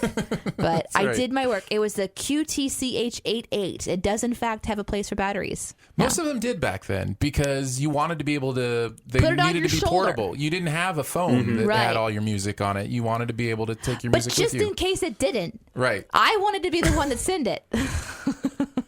Well, nicely done. Like, Good research. actually, and then like pull up like diagram of it Right, and go, yeah. there is no battery. Like, that would have been so funny. Jonathan, what's your other one? The other one was Sopranos because that was the only one I really wrote on. And it was we mentioned the ducks very briefly, but there was this whole like subplot. Well, I guess it was kind of what tied everything together in that kind episode, of the metaphor right? of the episode, yeah. Yeah, so there were these ducks that were, I guess, kind of hanging out in the Sopranos pool. I was just curious if pool chemicals affected ducks. Oh, yeah. nice. Yeah. So I looked that up. And I didn't really, I couldn't find anything that said anything specific other than if they drank it, that could possibly kill them, or at the very least, it would make them very sick. So none of that really helped me write a sin. But now you know. Because I thought it was just way too morbid if I was like, Right, how did yeah. they, because I was thinking about doing something like, how would they fly away with, when they should be vomiting profusely or whatever. I just know that the sin should have included the phrase dead ducks. Yeah, exactly. Something like that probably popped up in my head as well. But so that was the other thing I looked up while I was writing my Sopranos. Yeah, script. the FBI might be on you for that one. You know, maybe, yeah. How do I kill the ducks? What is in my he doing pool? with ducks and chlorine? That might be a new bomb. PETA's pissed. What did you say? PETA? Oh, PETA. Yeah. PETA Yeah, it's is PETA, pissed. right? I thought you said penis. Penis pissed. I was like, yeah, that's one of the things they do. Okay, so let's just pause here for 1 second. I just want to give a little bit of I want to give you a little bit more context as to why Aaron thought I said penis. We actually have a hard time hearing each other right now because our earphones are plugged into our phone. That's right. To hear Jonathan, so That's it's right. hard to hear anything that Aaron says outside. So I'm gonna give you a pass. No, I can PETA hear you doesn't sound fine. like penis. Do you want to call me on Skype for the rest of it? Did you just say no? You can hear me fine. No, you can. I can hear you fine. I tried to give you an out. You just say penis a lot, so I figured I you do did. not. I do not say penis. To be fair, though, she did say penis. I think so. No. Yeah. Yeah. I mean, who's going to that's prove fine. you didn't? Aaron edits this. That's so. true. Oh, it's so true. He's gonna set me up. Are you a PETA person? I love penis. I said PETA. Well, I got a new one for the soundboard. No, not that one. That's going to be like the taken out of context. It's like on the 10 o'clock news. Push the button. I love Danae Push the Hughes. button.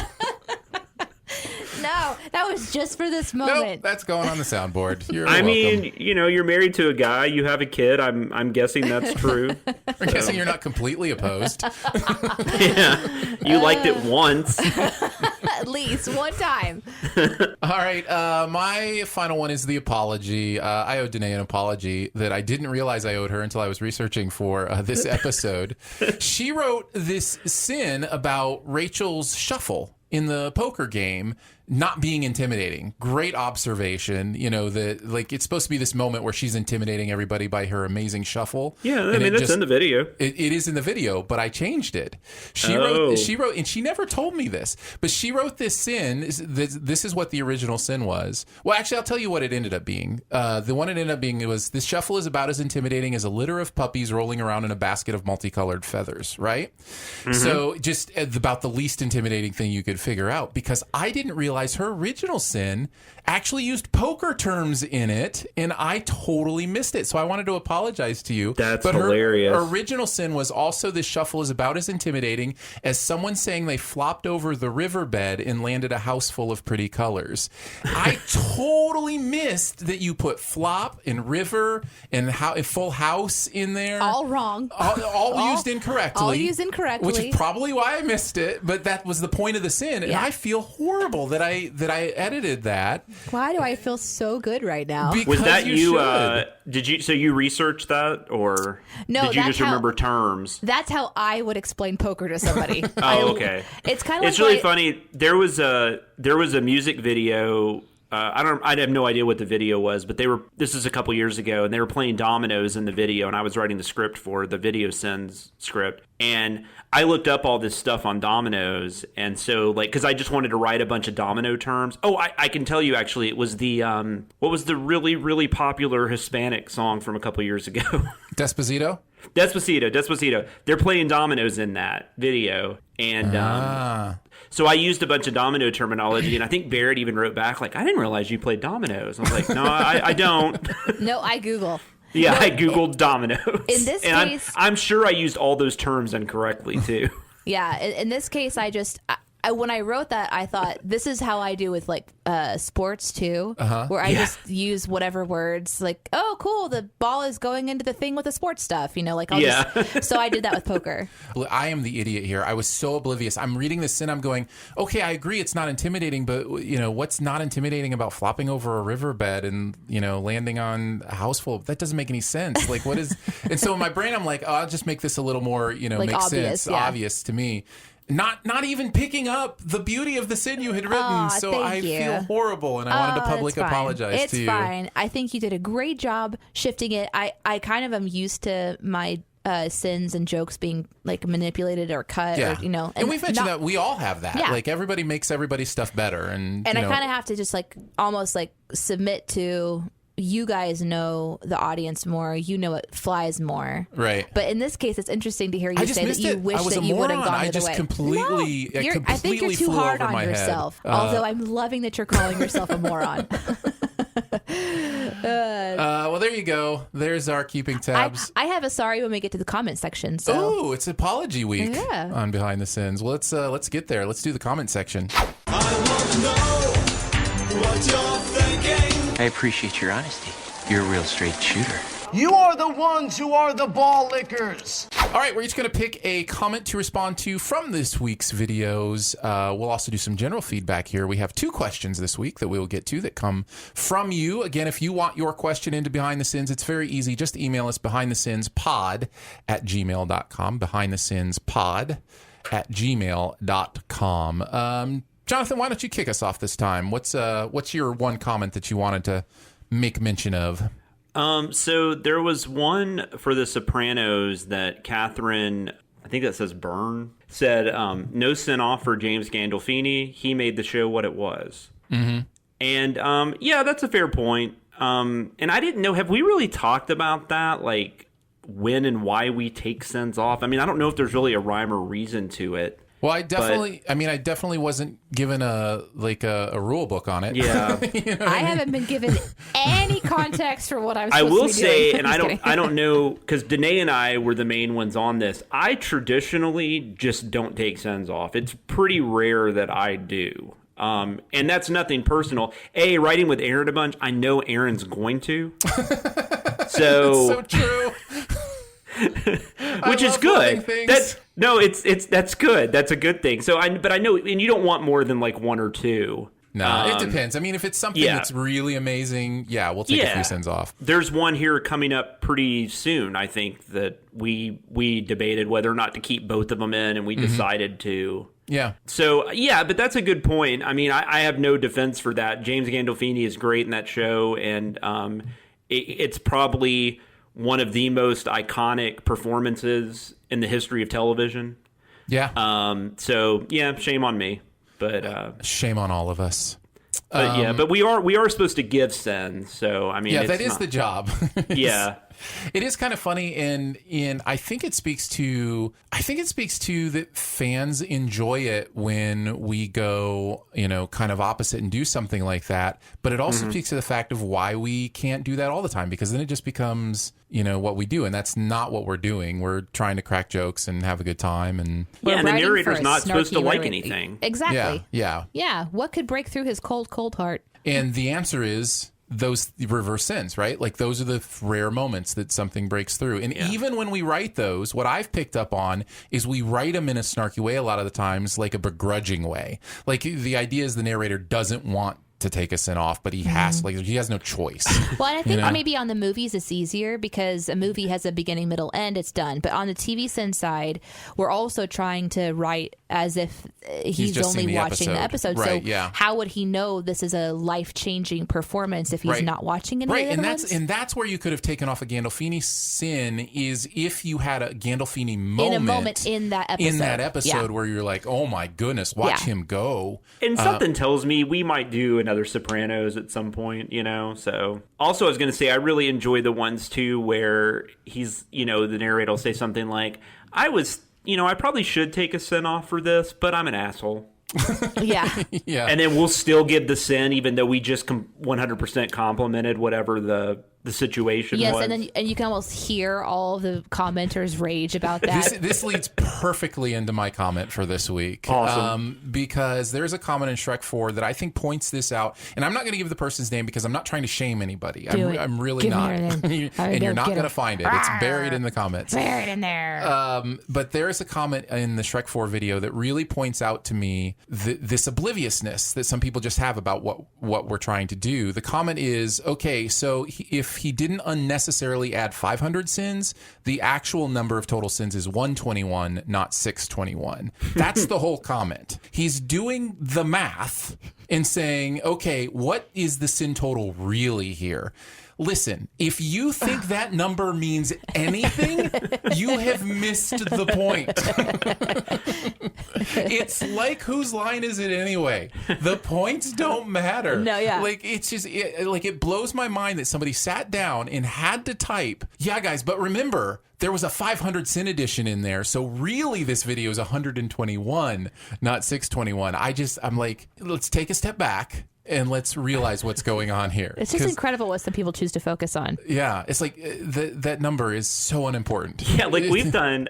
Like there was a music video when there might have even been a couple where Barrett gave like 1,000 sins to something. Oh, there's like a million sin moment in one of the Home Alone videos. Oh, that's right. That's right. Yeah. Oh, the Donald Trump, right? Yeah. Is that the Home Alone 2? Yeah, that's right. Yeah. So it's one of those. I can't believe if you're even halfway paying attention, you realize the sins don't matter. Do you know how many of the sins we do are just jokes? But like maybe they're 12. It could be. They're on YouTube. You never know. I just see somebody with a spreadsheet. You know, it's just like a math person trying to figure it out. There may be a fun thing. Maybe there's a horrible idea, and I should never even put it out into the ether. But there may be a fun thing where somebody actually does the math on actual sins versus joke sins versus like different like running cat gag sins, compliment sins. Like where you actually break down which ones mean something. But instead, there are people who are like, that's just a joke. That shouldn't be a sin of the movie. And it's like, welcome. Oh, I see that. I see that thrown at us a lot. Like when people are complaining about us, they'll say something along, like on Twitter, they'll say something like, I mean, most of them are just jokes. Yeah, that's what we're trying to tell you. Congratulations. We're trying to make you laugh, so we tell you jokes. Anyways, that one was a good example for me. So, Danae, what's your apology comment? So, in all of my research of Sopranos, I thought that the mother shot Tony at one point because she thought it was a home invasion. Mm-hmm. Cannot find where I read that. Oh no! And it was a comment that was like, actually, it was the uncle that did it or whatever. And I was like, yeah, I thought he got shot by both of them. But I guess I was totally wrong. I literally went back and part of my preparation for this episode going, no, I remember reading that. Mm-hmm. I can't find it. Yeah. And I probably because I went to over 20 websites while doing this episode. Sure. So I just don't remember where I found it. I couldn't find it. I Googled multiple versions, couldn't find it. So my conclusion is that it's not there. It's not real. She didn't shoot him. She was involved in some sort of like vision that he had while he was in a coma. But I don't remember reading that. I remember reading that he was shot on accident during, like, the mom thought that a home invasion. And when I read that, I thought, oh, that's interesting because in this episode, she talks about how, it's dark outside and she's obviously paranoid. And so it made sense to me that would happen. Mm-hmm. So it's just one of those moments where you've done research, but you could have done more. Mm-hmm. Which is probably always going to be true. And sometimes you just put something in that's not accurate. So apologies to the fans. That's okay, though. We make mistakes. Yep. Yeah, exactly. And that's the kind of comment we love. Yeah. Like, I love knowing I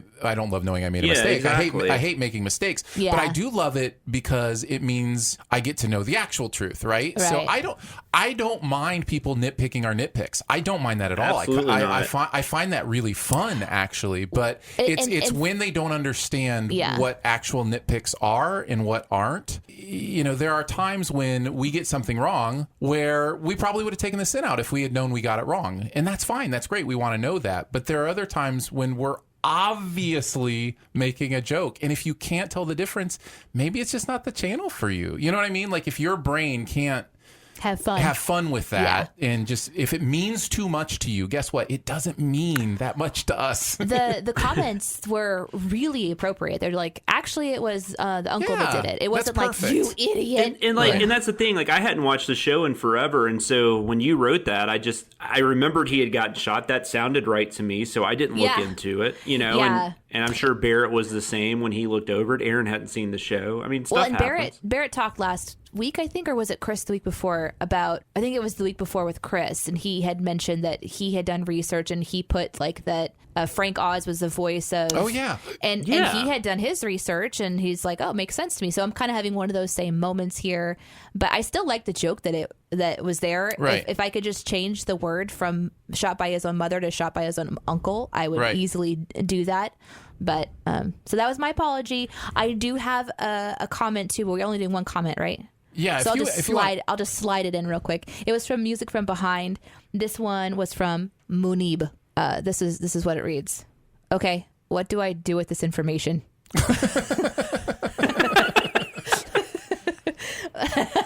Yes. Hopefully laugh. That one cracked me up. That's all I have for this week. Jonathan, you said yes, and that just reminded me of so many of the jokes in the comments for the Billie Eilish, actual Billie Eilish video, where it was like, how long do you want your wings, Billie Eilish? Yes. All of the wings. Something like that. All right, let's go on to your questions for this week. First one comes to Jason, or comes to us from Jason. It was actually a second of two questions, and we did the other one a while back. So I played D&D 20 plus years ago in high school, but was never a DM. My kids are at the point I think we can have fun playing as a family, but I need help on campaigns. Can you recommend canned campaigns that are good for rookie players in a rookie DM? Yes, I can. I have a question. Pick me. Obviously, this is a question for Jonathan. Yeah. No, I have a question for Danae. DM is Dungeon Master, right? It is indeed. Yeah. Woo, look at me. So, yes, Danae, this is obviously for you. Talk a little I'm D&D. literally so excited for this question. First of all, I'm gonna go on Discord. Discord, yeah. Bye. See ya. Okay. The floor is all mine. I'm so excited. Everybody come over here. Listen to story time. No, I'm really excited because I actually had a question come on Twitter too from a mother who, I think her name is Jennifer actually, and she was like, "Hey, my children have been playing a D&D game with their Amazon Echo. I guess there's a game on the Echo where you audibly interact." And she has like I'm going to botch it, but I want to say a 6-year-old and an 8-year-old or something like that. And like her 6-year-old always runs from the battles, but the 8-year-old wants to battle. So she just realized they're playing D&D. So she was asking me, what should I do now? And my question to her was, which is why I'm really excited about this question today, what can I do next? And I said, do you have time? Because that's the big question. Because you as a dungeon master with your kids is such a fun role. I'm so looking forward. I hope my daughter wants to play with me someday. Because then if you are the dungeon master, you're the storyteller. You're in that power position of deciding what you want your children to be imagining. And if you want it to be scary, like if there's going to be like they're killing a troll or something, you can just say the troll is dead. Whereas maybe in more an adult game, the dungeon master might describe how it dies. And if you listen to a lot of Dungeons and Dragons podcasts or shows, that's kind of part of the fun of the game is that moment when you're realizing kind of what happens. Like if you deal the final blow, you can kind of get to describe how you want to do it. And so for adults, that's kind of a weird yet fun thing that you can do. And just like playing video games, you kind of like your like how you take them out is sort of part of the fun. Mm-hmm. But if you're a kid, that as a DM, you get to decide just to kind of move on from something or just describe things differently. So you can kind of tailor it to your own kids' personalities. Yeah. And so what I would recommend to any parent who's wanting to try to play with their children, your kids best, is to make a decision. What direction do you want to go? I would do what this person was recommending, which is starting with something that exists. There's websites out there. The one that I recommended and I looked up was called dndadventuresforkids.com. And they have and that's just the letters D in D like Delta, N like November, D like Delta. So dndadventuresforkids.com is just one of the options out there. And they have free material and you can just download and it tells you what to read and kind of the general idea of what you're going to be doing with your kids. And once you kind of get into that role, maybe you want to start making up your own world. Maybe you want to just do one adventure, per month or something and break it up. But it's just, I don't know, it's such a fun thing to be able to be with your kids. And I've read many, like on Reddit, for example, I've read many conversations that parents have had that it changed the dynamic of their family because they all wanted to come to the table and play together. Yeah. And the kids were so excited to be imagining and playing, and the excitement whenever you succeed, and like when you're defeated by something, like, oh, we're going to do better next time. And just the camaraderie that comes around. D&D does that for all kinds of relationships, coworkers and friends and family. So there are family-friendly adventure games out there. So that's just one of them. If you want to look up other ones, just do like a Google search for family-friendly or kid-friendly D&D. And there's many blogs out there. And there's also different kinds of rules that you'll find. So don't get bogged down in the details. Just try one out, see if it feels right.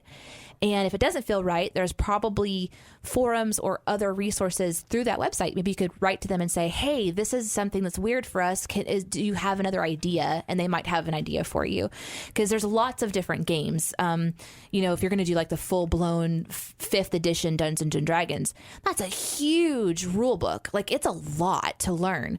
So don't think you have to go all the way to like the big tabletop. Just get excited and get started wherever you are. And I'm really excited. So if you do this, please tell me how it goes.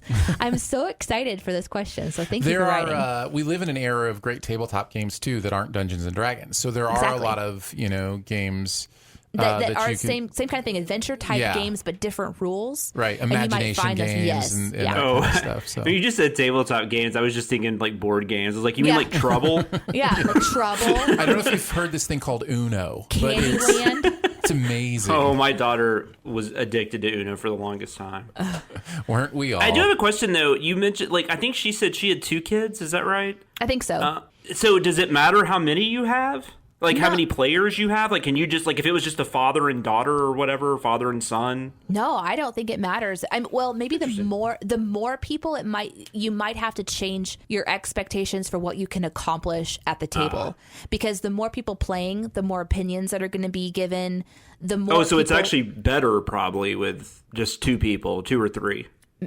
It depends on what you're looking for, I imagine. The game that Danae introduced me to that I think of, that's not D&D at all, but it's a cooperative game, and the name is slipping my brain, where there's like you're trying to prevent an outbreak. It starts with a P, I think. Oh, Pandemic. Yeah, Pandemic. So there's this I'm game. like Gubs. Well, you did introduce me to Gubs as well, which is a fun card game. But Pandemic is one of those games where you can play with 2 players, 3 players, or 4 players. Mm-hmm. And it's a definite different experience the more players you have, because it's a cooperative game, and in many ways you're playing against the board. You're playing against the board as a team. In Dungeons and Dragons is kind of that way in many ways. Now, you have a dungeon master who's going to decide how things go, but you kind of are playing as a group with an objective. Yep. And so, I think it just changes it. I don't know that one's better than another, depending on your preferences, I guess. But if you are a really imaginative person, so we've talked about this a little bit before. I'll bring it up just real briefly again, so we can get to the next question. But so one of the ideas that's floating around that's been mentioned is maybe at Sins Week doing a one-shot where I'm the dungeon master and the guys are all playing D&D. Well, in quote-unquote normal D&D world, it'd be like, okay, you start off in a tavern and you're adventurers, and there's a spice merchant that wants you to guard their spice wagon while you travel from here to the next town, right? But I'm doing something in my mind that I'm creating that's just totally different. It's very sci-fi. It's and I'm going to use the rules I know how to play with to create something.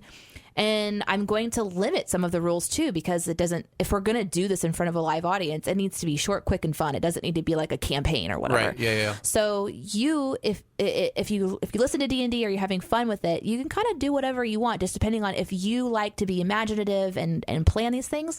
But for the sake of just the mental overload of being a parent already, and just do something that already exists and see if you like it. And if you like it, all the work's been done for you. Very nice. Let's move on to Nico's question. I love listening to you guys, and it's fun listening to behind the scenes information on Behind the Sins. I was wondering which movies that were done before you guys joined that you wish you could have written for, either because you loved the movie or absolutely hated it. I really like this question. I do too. Who wants to start? Maybe I'll start this one. I'll start with the one I would have wanted to do because I hate the movie. And then I'll do the one I want to do because I love the movie. We'll finish with the love. The hate is Last Airbender. I would have written probably a 45-minute script on The Last Airbender. That movie is trash in so many ways, and I would have loved just digging into it. And part of that comes from how much I love the animated series. I was going to say, that's kind of like your biggest disappointment film, right? Ever. Easily, ever. There's never been an experience like this for me where I walked out of a theater just destroyed by what they did to something I love. and especially considering the they is M. Night Shyamalan, and it's like I love M. Night Shyamalan. I defended most of his stuff that most people wouldn't defend, and you still have friends, and somehow I do still have friends. But man, so that was just kind of like the gut punch of the whole thing, and it's just so wrong in almost every way. I've never watched it. That's the only film of his I've never watched. Well, he has a couple early ones before Sixth Sense I haven't seen, but that's the only one of his like since Sixth Sense I've just never watched. It's just because people like you and I don't have an attachment to the show. I do want to watch the show at some point. Oh, the show's so great. Yeah, I definitely want to do that. But yeah, the show is great. The sequel to the show is great. The Legend of Korra is really good. It's not quite as good as Avatar: The Last Airbender. But anyways, it was like he asked Avatar: Last Airbender fans what the worst possible decision he could make in every instance was and used it. Like this movie is just like it's meant to insult the fans of the show. Gotcha. So, I mean, I think I've told this story, but I went and watched this with my, at the time, 8-year-old son. I'd have to look at what year it came out. But my 7-year-old walked out going, just like listing all the things and the ways it destroyed the animated cartoon. So even through a child's eyes, he couldn't find the joy in it. It's that bad. So yeah, I would have treasured tearing that one apart. So that's my hate it. Jonathan, what about you? I actually didn't do one that I hated. I was thinking it was either or, but I just put a few different ones down. But the one I really caught my interest, it's not one of my favorite movies, but I really do enjoy it, was Back to the Future 2, just because I thought that would have been a lot of fun, just playing around with the time travel issues. Yeah. And just the callbacks to the first one and just the way the plot moves forward. I do think I like that movie more than most people, but that was one that just caught my attention that I thought that would be really a cool. fun one. That would totally be a fun one. I totally agree. Danae? I also misunderstood a little bit. I don't know. I don't think he misunderstood. He's just answering the question differently. I mean, here's how I'm answering the question. A movie that I wish I would have sinned, but I can't find if it's been sinned. Ooh, so maybe you still have a shot. I could still have a shot. It's Drop Dead Fred. I'm pretty sure it hasn't been sinned. And I'm pretty sure it never will be. Unless you write on your own, you just write a script and guys, went ahead and did the script. Guys, this is for you. And you narrate it yourself. Yes. I loved that movie. I'm thinking of one that when I saw, I saw it. Dead Fred. I saw it when I was little. I saw it when I was little, and I loved it so much. And then I recently was listening to a podcast where they kind of they talk about movies after they watch them, and it was the people that are the hosts of the show and the co-hosts of the show were at arms about whether it was a good movie or a bad movie. And listening to them defend the movie and question the movie made me want to watch it again. And it just it reignited this. I was having all these memories of just watching this movie and having such a great time when I was little. So I think because I have it in my recent memory bank, that's why I'm saying it, because again, I'm the kind of person that forgets my favorite stuff. Right. So I also decided to go and look through older, Cinemasins movies, and there was one that I thought, okay, I liked that one. And it might have been interesting to sin, or it might have been difficult because I'm like, there's nothing wrong with that movie. Right. Yeah. So, and that one's Forrest Gump. I did sin Forrest Gump. I was on that script. Was it hard? Because it's so good. No, that movie is awful. You really dislike that movie? I became very aware of how bad that movie is when I was sinning it.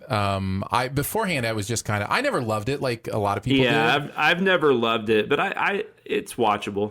Yeah, it's definitely watchable, but I love Tom Hanks, so you guys are on dangerous ground right now. I mean, straight from the point where the mom is betting the principal to get her son into school. It's just, there's a lot of really interesting stuff in that movie that people forget about. No, that's my favorite part.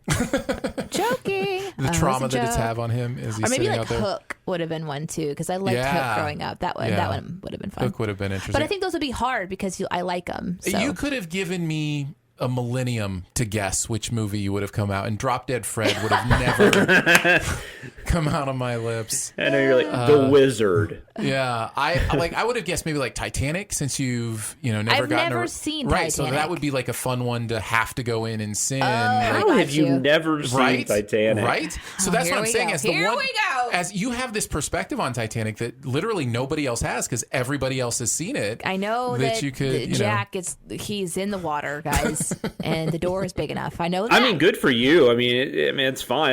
That's insane to me. I would go with, as far as the one that I love, that I think would have been fun to be involved in, or any of the Lord of the Rings movies. And they did those pretty early on. Did they? Yeah, like within the first year. Yeah, I don't know if I could do that. So that'd be hard. It would be fun. I don't know. I really enjoy sinning great movies. There would be. I would definitely find a way to sin that they eliminated the actual ending of the book, because but the books don't matter. So. Shut up. The patronizing look on your face. Sorry to tell you. Sorry, I already cut that sin, Books that imaginary don't sin that you didn't write. Here, I would find a way to slide that in. That's kind of the fun, right? Like, finding a creative way to do sins that we normally wouldn't do. That's kind of fun. Mm-hmm. So, anyway. Because I really we played around with that a lot in the It miniseries. Yes, the book versus the movie. And like Jaws, like you said, sending great movies. They did Jaws before we came on. That would have been a fun one. Yeah. Citizen Kane. I also wrote down Rocky IV because I just have a weird love of that movie that I just think most people don't. Like, I know people do legitimately like the movie, and then there's people that really, really hate that movie. That's Drago, right? That's yeah, Drago. Yeah. Oh, yeah, that's my favorite Rocky. Well, I would argue that Creed 2 actually made it a better movie. No, I totally agree, actually. Yeah, no, I love Rocky IV, so that'd be fun. And then Sinister is just personally my favorite Sins video, I think. So I don't know if I really could have added anything to that, but just because it's my favorite, I thought I'd mention that one. You want your name on it? Danae's eyes just lit up. She saw something. Well, what did you see? I started to go back through. I saw Fifth Element and Labyrinth. I mean, so I'm like, oh my God. I almost mentioned Labyrinth. I need to go back and watch these just to kind of see what you guys found. Yeah. Because I definitely loved those as well. But you know what I'm having a hard time is I'm having a hard time finding ones that I hated. Probably because you flush movies you hate. Like, I mean, it's not something you hold on to. I thought for sure you were going to say, like, I wish I had written Saw 2. Good question. Yeah, that's a great question, Nico. Thank you for that. Again, if you want to get us a question, it's very easy. Email us.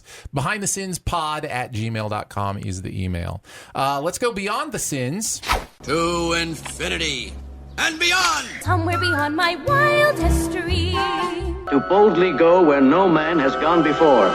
We'll chat about something else from the world of pop culture that you've seen recently. Can be good, can be bad, can be ugly. What are you thinking, Jonathan? What's your Beyond the Sins? So I have not finished the series yet, but I've got 3 episodes into a new Netflix series that I believe dropped on Thursday of this past week, and it is called The Island. Like Island, but it's I-Land.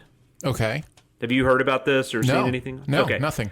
So there was a show in 2010 called, it only lasted a season, it was called Persons Unknown.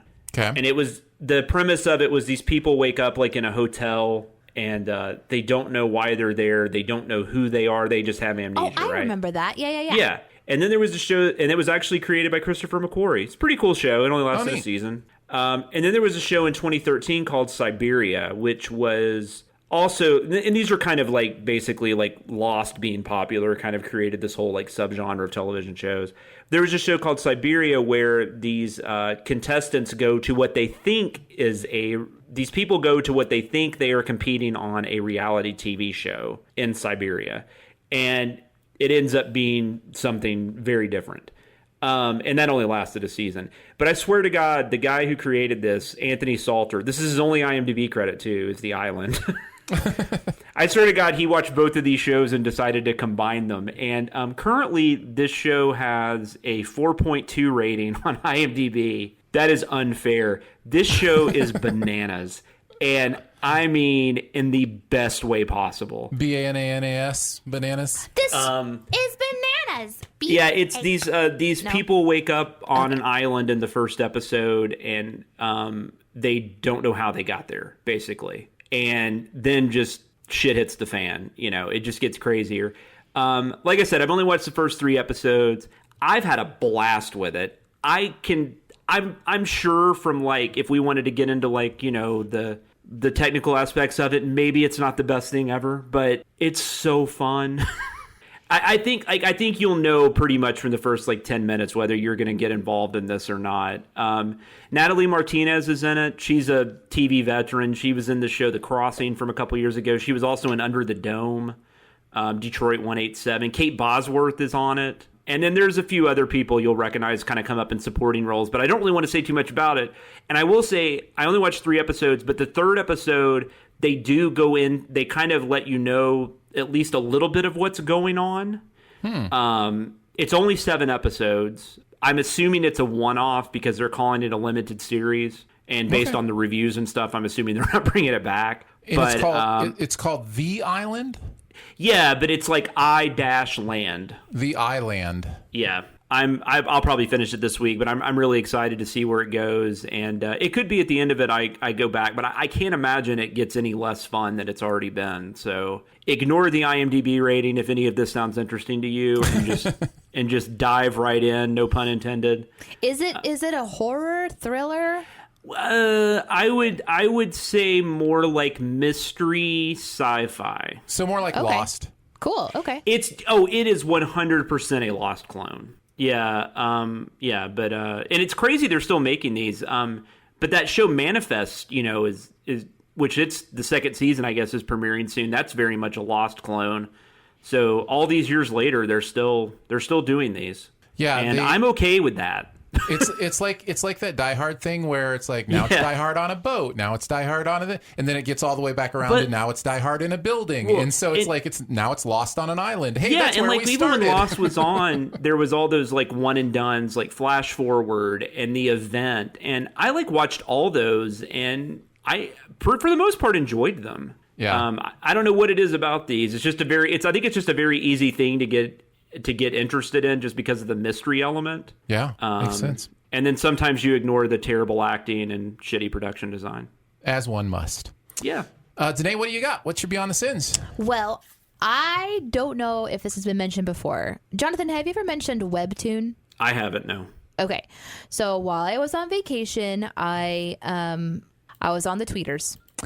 And there was this beautiful comment that was made, or a tweet by this woman who was talking about she was unhealthy. This is totally unrelated to what I'm talking about. This is useless backstory, and I realized you're sitting yourself right now. Yes. Ding. So actually, I think I retweeted her. She had this really great perspective about how she was skinny, and then now she's thick and works out, and I saw how that she's retweet. So much healthier. Yeah, it's a body image kind of thing. And I loved it. It got a lot of. She put some muscle on, and she looks different. And she even said, I'm not meant to be under 168 pounds. Right? Yeah. And I was like, thank you. You know, thanks for being it was great. A bold person. Yeah. So she had a comic. It's one of her comments in her little thread was, wow, this is getting a lot of attention. If you want to learn more about me, I write a web comic. It was a link to Webtoons, which I've never heard of before. Well, they have an app too. So that was the start of me. The name of her comic is Webtoons, or the place where you can find it? Yeah. Oh, okay. She posted on this place. So guys, if you're into web comics like I am, this is Danae found your crack house. This is danger ground. I found her comic. I subscribed to it, and then they have it where this app again called Webtoon lets you see the releases that have come out that day, so you can see if it's Monday, Tuesday, Wednesday, Thursday, Friday. Now it's a lot. There's a lot of content, so you can ask it. Or you can organize by what type of comic you want to read. The very first one that I read was called Lore Olympus. It is definitely more, I'm going to say R-rated probably, but it is so good. And I highly recommend if you like comics to read it. It's by Rachel Smith. She has an incredible gift, very artful, and it's the Olympus gods, but sort of reimagined in modern culture. But her art is something that's just really, really different and beautiful. Oh. So after I finished that one on my vacation, I thought, well, what should I do now? And this leads me back to Billie Eilish's video. So I'm looking at all the genres, and there's a thriller genre, there's a horror genre, and then there's like a thriller one. I thought, well, I don't want to do, but I was looking at some of the top ones that are completed, because I don't want to get stuck in another thing where every single Monday, Wednesday, Friday, Saturday, Sunday, I wanted to read something that was done. So I decided to read a thriller comic called Hive by Caillou. Wait, is this Sam your Beyond Kim. the Sins? This is it. Okay, we finally got there. Shut up. I've written down 4 things I in know. the notes so far. I can't help it. I'm sorry. I thought we were doing Webtoons, the app. I thought it's all maybe of we it. were doing Laura It's Olympus. all of it. It's all of it. So, But no, it's Hive. Yeah. If you like guns, if you like bugs, if you like tanks, and if you like people turning into bugs. Did you say if you like tanks? Yep. This is for you. All you tank fans. Yeah. This was the strangest. I am so not used to, or this is not the thing I normally do. Yeah. But there's like so much, and it's a thriller with some gore in it, so it kind of gets gross, and they kind of blur it out, so maybe to stay in the thriller category instead of the gore category. But there's like people growing parts and stuff. So I'm watching Billie Eilish, and I'm like triggered because I read the entire comic while I was on vacation up until like midnight, 1 o'clock in the morning. And it's panel after panel after panel of people shooting bugs and stuff. So anyhow, I actually did kind of enjoy it, but it's a long one, and it's a lot of fighting and survival after bugs take over the world. So it's called Hive? Called Hive. All right. Anyway, I recommend Webtoons, and then if you want a couple to try out, get Laura Olympus. And if you like thrillers, Tanae refuses to follow the rules. I can't help myself. Hey, I've been gone. I had so much to talk about. I apologize. No, hey, real quick, can I say something though before Aaron does his? You were mentioning the whole body image thing. Yeah. I have recently. I'm trying to lose some weight. I've reached a number that I'm not a huge fan of, and I need to get healthier in general. But just first off, researching stuff like that online is annoying as hell because everything pops up. It's like, here's a diet plan we want you to purchase. But when you look up your ideal weight, have you ever done this? Oh, it's ridiculous. Ridiculous. It's ridiculous. Mine was 145. I am 5'8". Yeah. I would look like a stick of like... I would look like an asparagus stick or something. I don't even know what I would look like if I was 145. A character from VeggieTales. Yes, I would look like a character from VeggieTales, a skinny character from VeggieTales. Yeah. Unfortunately, our weight is one of the easiest things to measure. Yeah.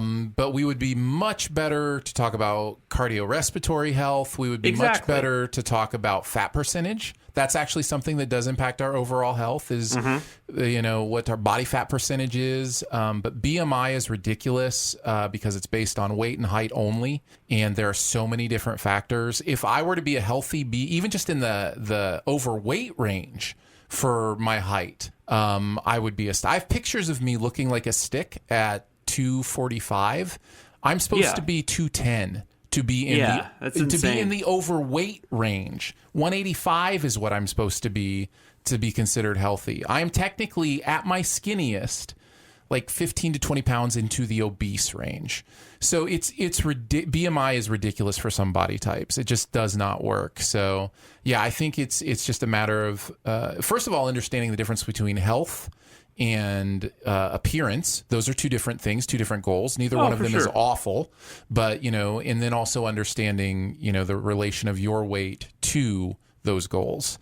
Well, that's like when somebody says they lost a lot of weight. That's not always a good thing. It depends. Yeah. You can do that in a very unhealthy way and be very unhealthy at a lighter weight. So I like to retweet or even like on Instagram try to promote certain channels or people or whatever you want to call them, who have the better image, whether it's sharing pictures of what real moms look like, postpartum, things like that, or real dads, Stop Censoring Motherhood, just these kinds of sites that just share pictures of real people and their real bodies. Body diversity, body diversity, body diversity. And then from there, you find people who you'll read in the comments that are just sharing these really bold stories, and I just keep following those people. And so now my social media culture is large in part very supportive people who are really encouraging and very vulnerable, and that's who I want to surround myself with in as best I can. So that's why I retweeted that person, because I loved that she was, this picture is me when I'm skinny and I wasn't okay. Like mentally I wasn't okay. Health wise, I was doing things that weren't great. Now I'm eating, I'm lifting, and I shouldn't be under 168 pounds. And I was like, that's such a cool thing to say. And she's so much healthier. Yeah, and she's happy, and she's yeah. So I don't know. Good for you for like making change, and then just keep finding people that give you the right true perspective of health. Yeah. Yeah, and I always find it so valuable for me to check my motives too. Why am I doing this? Why am I wanting to quote unquote lose weight? To get that sponsorship you want. Yeah, I need that. Yeah, I need that sponsorship. Money. I need that. You're that so green. twisted.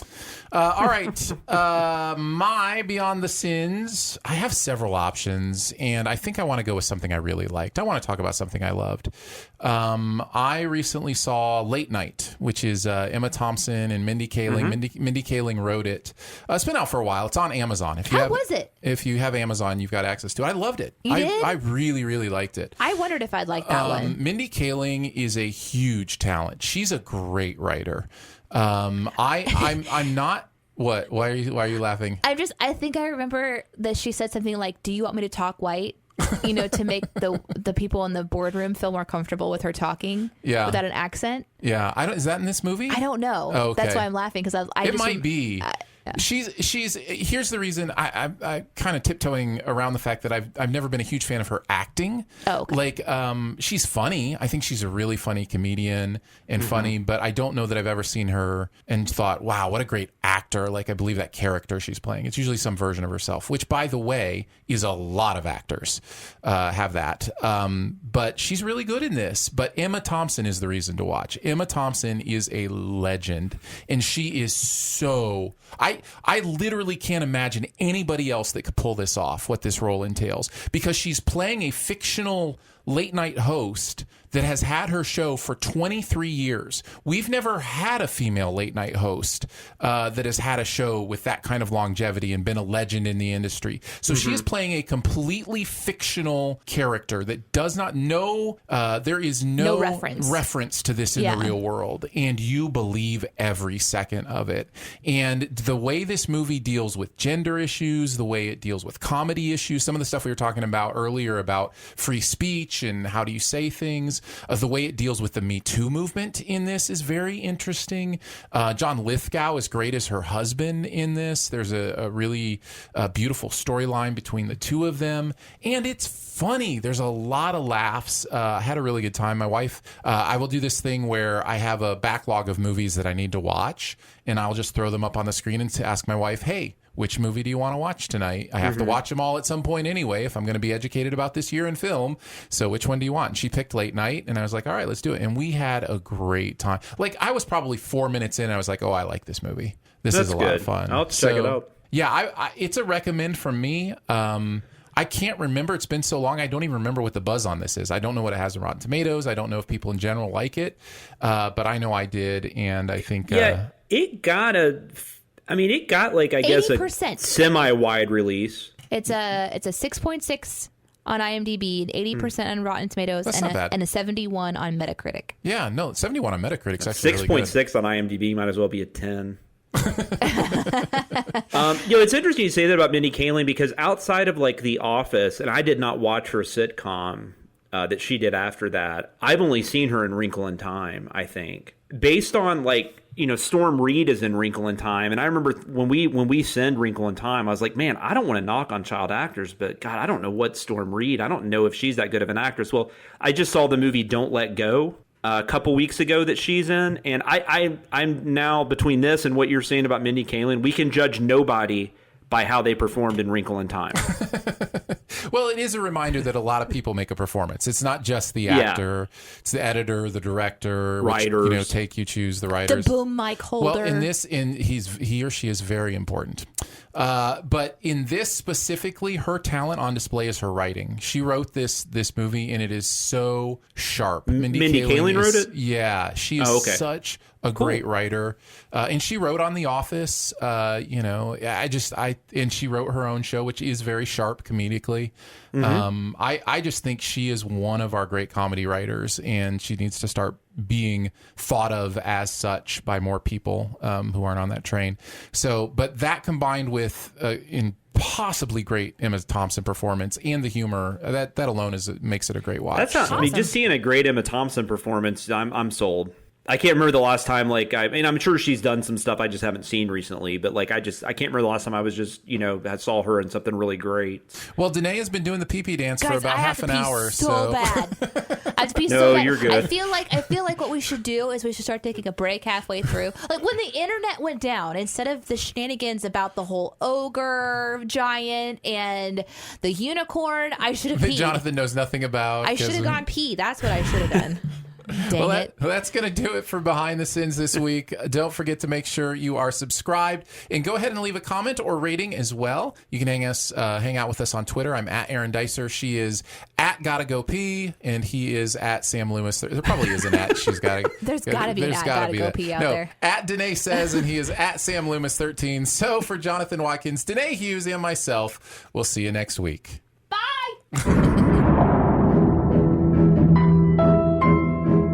Thanks for listening. Send any feedback to behindthesinspod@gmail.com. And be sure to subscribe or message us at Twitter. And be sure to visit cinemasins.com.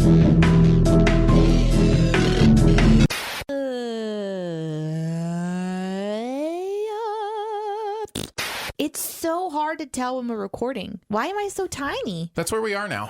That's where we live. Oh, we're so cute. We're like teeny tiny miniature people. Look at our little miniature sound wave. It's so adorable. Oh, why is everything adorable when it's tiny?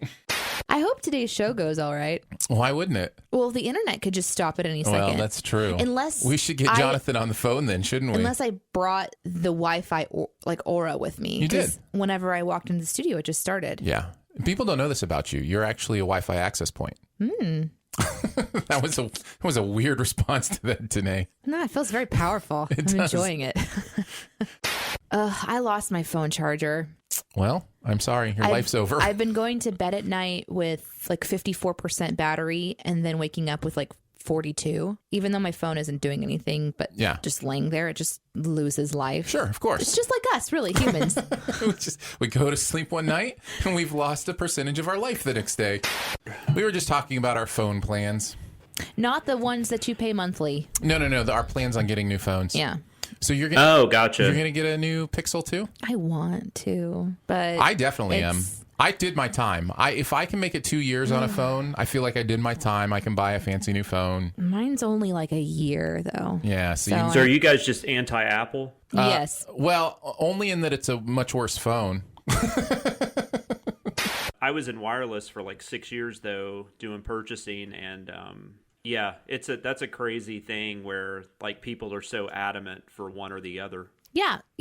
I've tried all of them, and I switched to an Android so that I would have more of an ability to design how my phone interacts with me instead of it just being one way, and that was it. Yeah. And then I switched to a Pixel, and then I switched to a Note, and the only reason that I like my Note is because it has the stylus. I remember when you were making that decision. It was a really hard decision. And I warned you. Yeah, you did. And then a week later, you were like, I made the wrong decision. Hey, I feel like we did this with my dogs, too. Listen, I think the lesson is listen to Aaron. I think this is the lesson. Yeah, I definitely have to deal with my anti-Apple bias. It's certainly something I have, and I think it's one of those things I think we can all have happen to us where where something is so beloved by so many people and you just don't see it, and you're just you're trying to wake them up. And so it becomes an anti-bias, even though it's not really. I feel like if Apple made a better phone, I would probably be an Apple person, but it just doesn't fit my lifestyle, doesn't fit what I do. But then it turns into this thing where it's no, Android's better, and I don't know why that happens. Yeah. It's such a human thing. Can we talk about Zack Snyder just for a second? Yeah, hold on. Let me look up who you're talking about, though, because, names just don't trigger things for me. Zack Snyder. Well, you know what I'm talking about, Aaron, right? Yeah, sure. Absolutely. Like, is this a cult? In the same way we were just talking about, in the same way I'm in the Android cult, in the same way people are in, the Apple cult. Yeah, sure. I mean, we find things we love and we defend them to the ends of the earth. I saw somebody on Twitter. Okay. This is how all good stories start, by the way. Yes. there was some tweet. Maybe it was Zach himself was responding to some hate reaction from news. This was like last week. Mm-hmm. Okay. And the tweet was something like the person that he was responding to was maybe like a movie critic. And he said, wow, this was really hurtful. This was too... Oh, no, that was David Ayer. Yeah, I think you're talking about David Ayers. Same person? No. But he did direct the DC movie. Yes, David Ayers and Zack Snyder are the same person today. Hey, listen. People can change their names overnight. Yeah. Today, how was your vacation? Oh, it was so horrible. Yeah? Yeah, there was like sunshine outside. It was awful. That was good. I think it's important to just step away from all of the responsibilities and chaos. I was really proud of you. I didn't see you on Discord, but maybe like once. Yeah. Well, I still, as I said in last week's episode, the little extras, I did go on and look probably about 8 times, but no, I made myself not interact and get in conversations and such. Yeah, that's really healthy. Yeah. Yeah. I think I didn't realize how much I needed to get away. So it took me like a day to just sort of like start calming down. And then I really began to enjoy myself.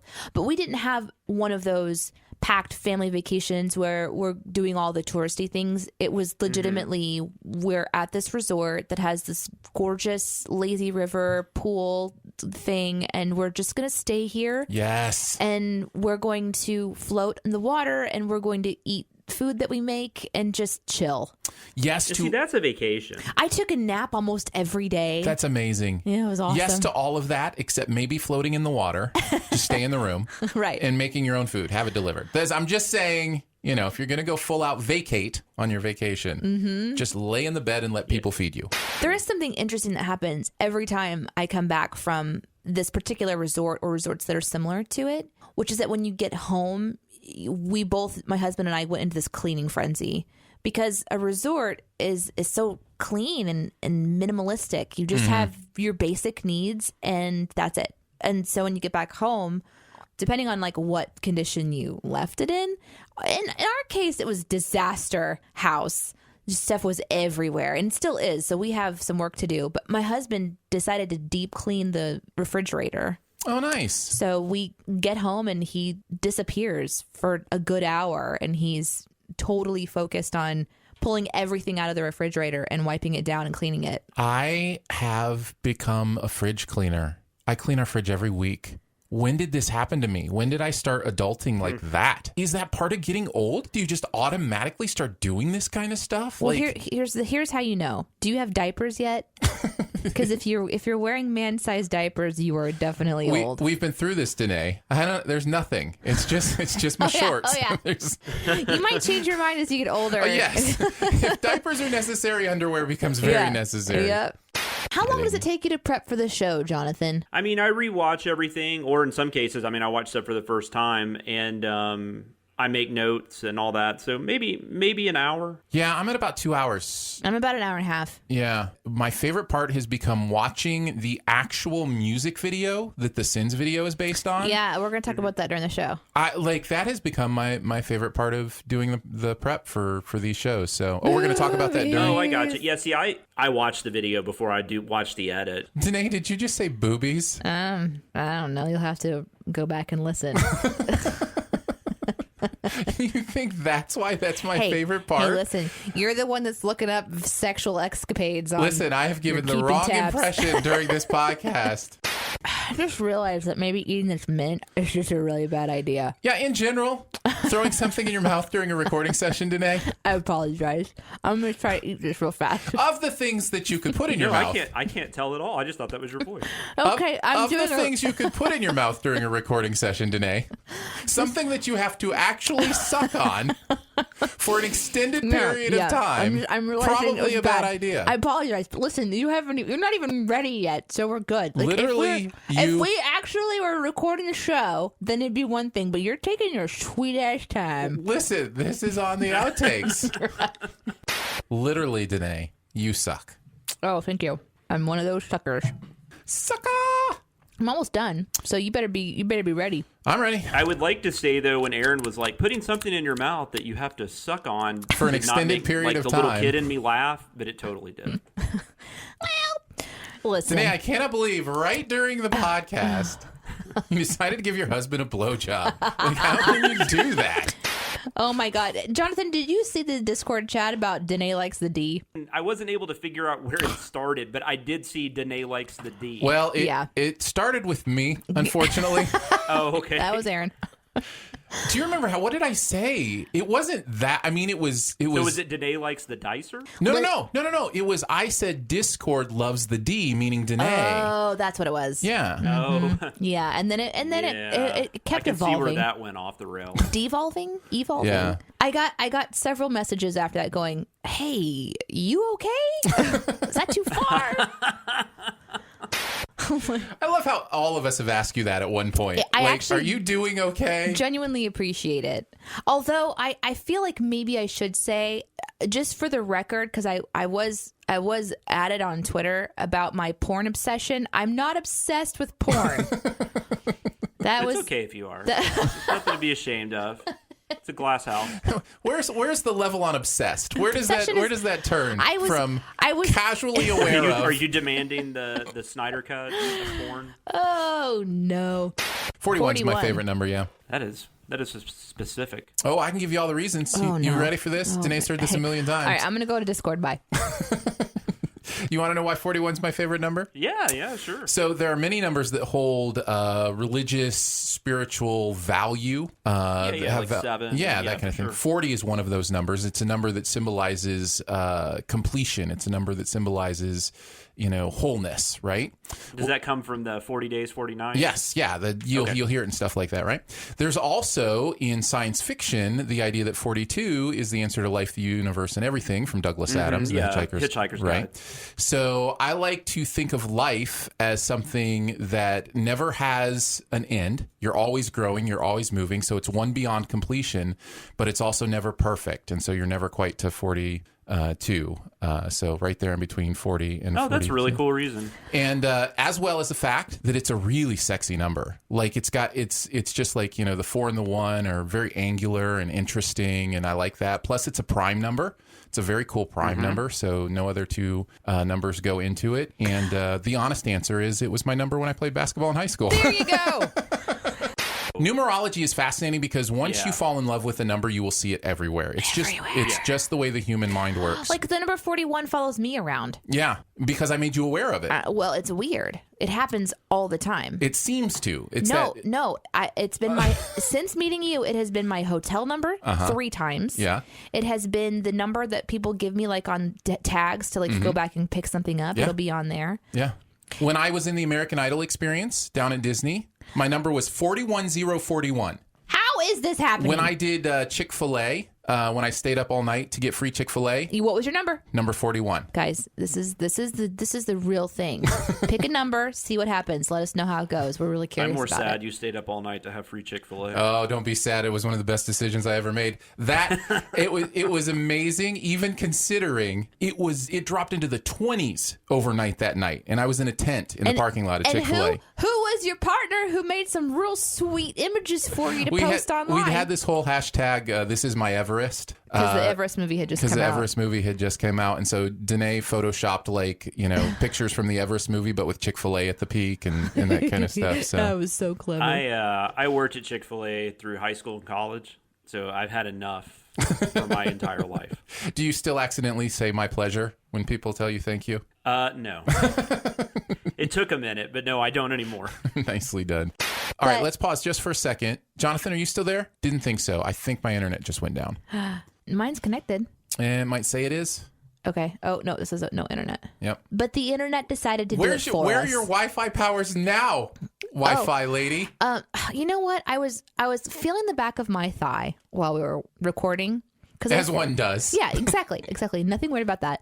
I found, one of those hairs that's about 6 inches long that just sort of grows on your body. You don't know about it. And so I started fumbling around with this hair, and I thought, this is so long, I could just pull it out. As soon as I pulled that hair out, the Wi-Fi stopped. So I'm pretty sure my powers are directly related to this massive hair I just pulled your out. Wi-Fi hair. I can't put it back in. I already dropped it on the carpet. I have no way of finding it. What do we do? Pray. This is how doubt it plays a part.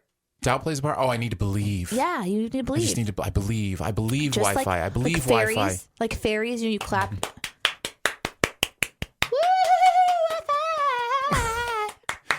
Yeah, diddle doodle. It's all kind of the same. Diddle and doodle are not the same thing. It is. You diddle around. You doodle around. No, you doodle a picture or a drawing. Well, it's come to mean that now. And but it comes from the different. same root. No, it doesn't. Yes, it does. No, just because there's oodles and iddles doesn't mean that.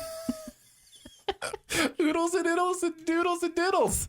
They're very different. Just You're over there diddling your doodle. No, I am not diddling a doodle. Okay, I'm going to do a visualization exercise. Okay. I'm going to try to visualize our Wi-Fi working. Just like, like there's a clot somewhere in the system and it's just going to get blown right out. I'm feeling pretty good about my visualization. Yeah. I think it's coming back on soon. All right. It's still not on. No. Okay, now there's like this big giant that's like standing guard or something. And so we need to if it's a bad giant and he's standing on the internet line, he needs to leave. And if it's a good giant, then he's guarding our line. And I can't tell the difference. I'm going to ask the unicorn to go intervene. Okay. Okay, the unicorn just gorged the giant in the abdomen. So I'm pretty sure it was a bad giant. Oh, the giant just picked up the unicorn and just flung him up into the air. I mean, he's wounded, but he's mad now. Here's the etymology of the word doodle. Hey, listen, I am visualizing a very crazy battle about our Wi-Fi right now. Nope, the giant wants to know. Go ahead. What are you singing? Are you making something up?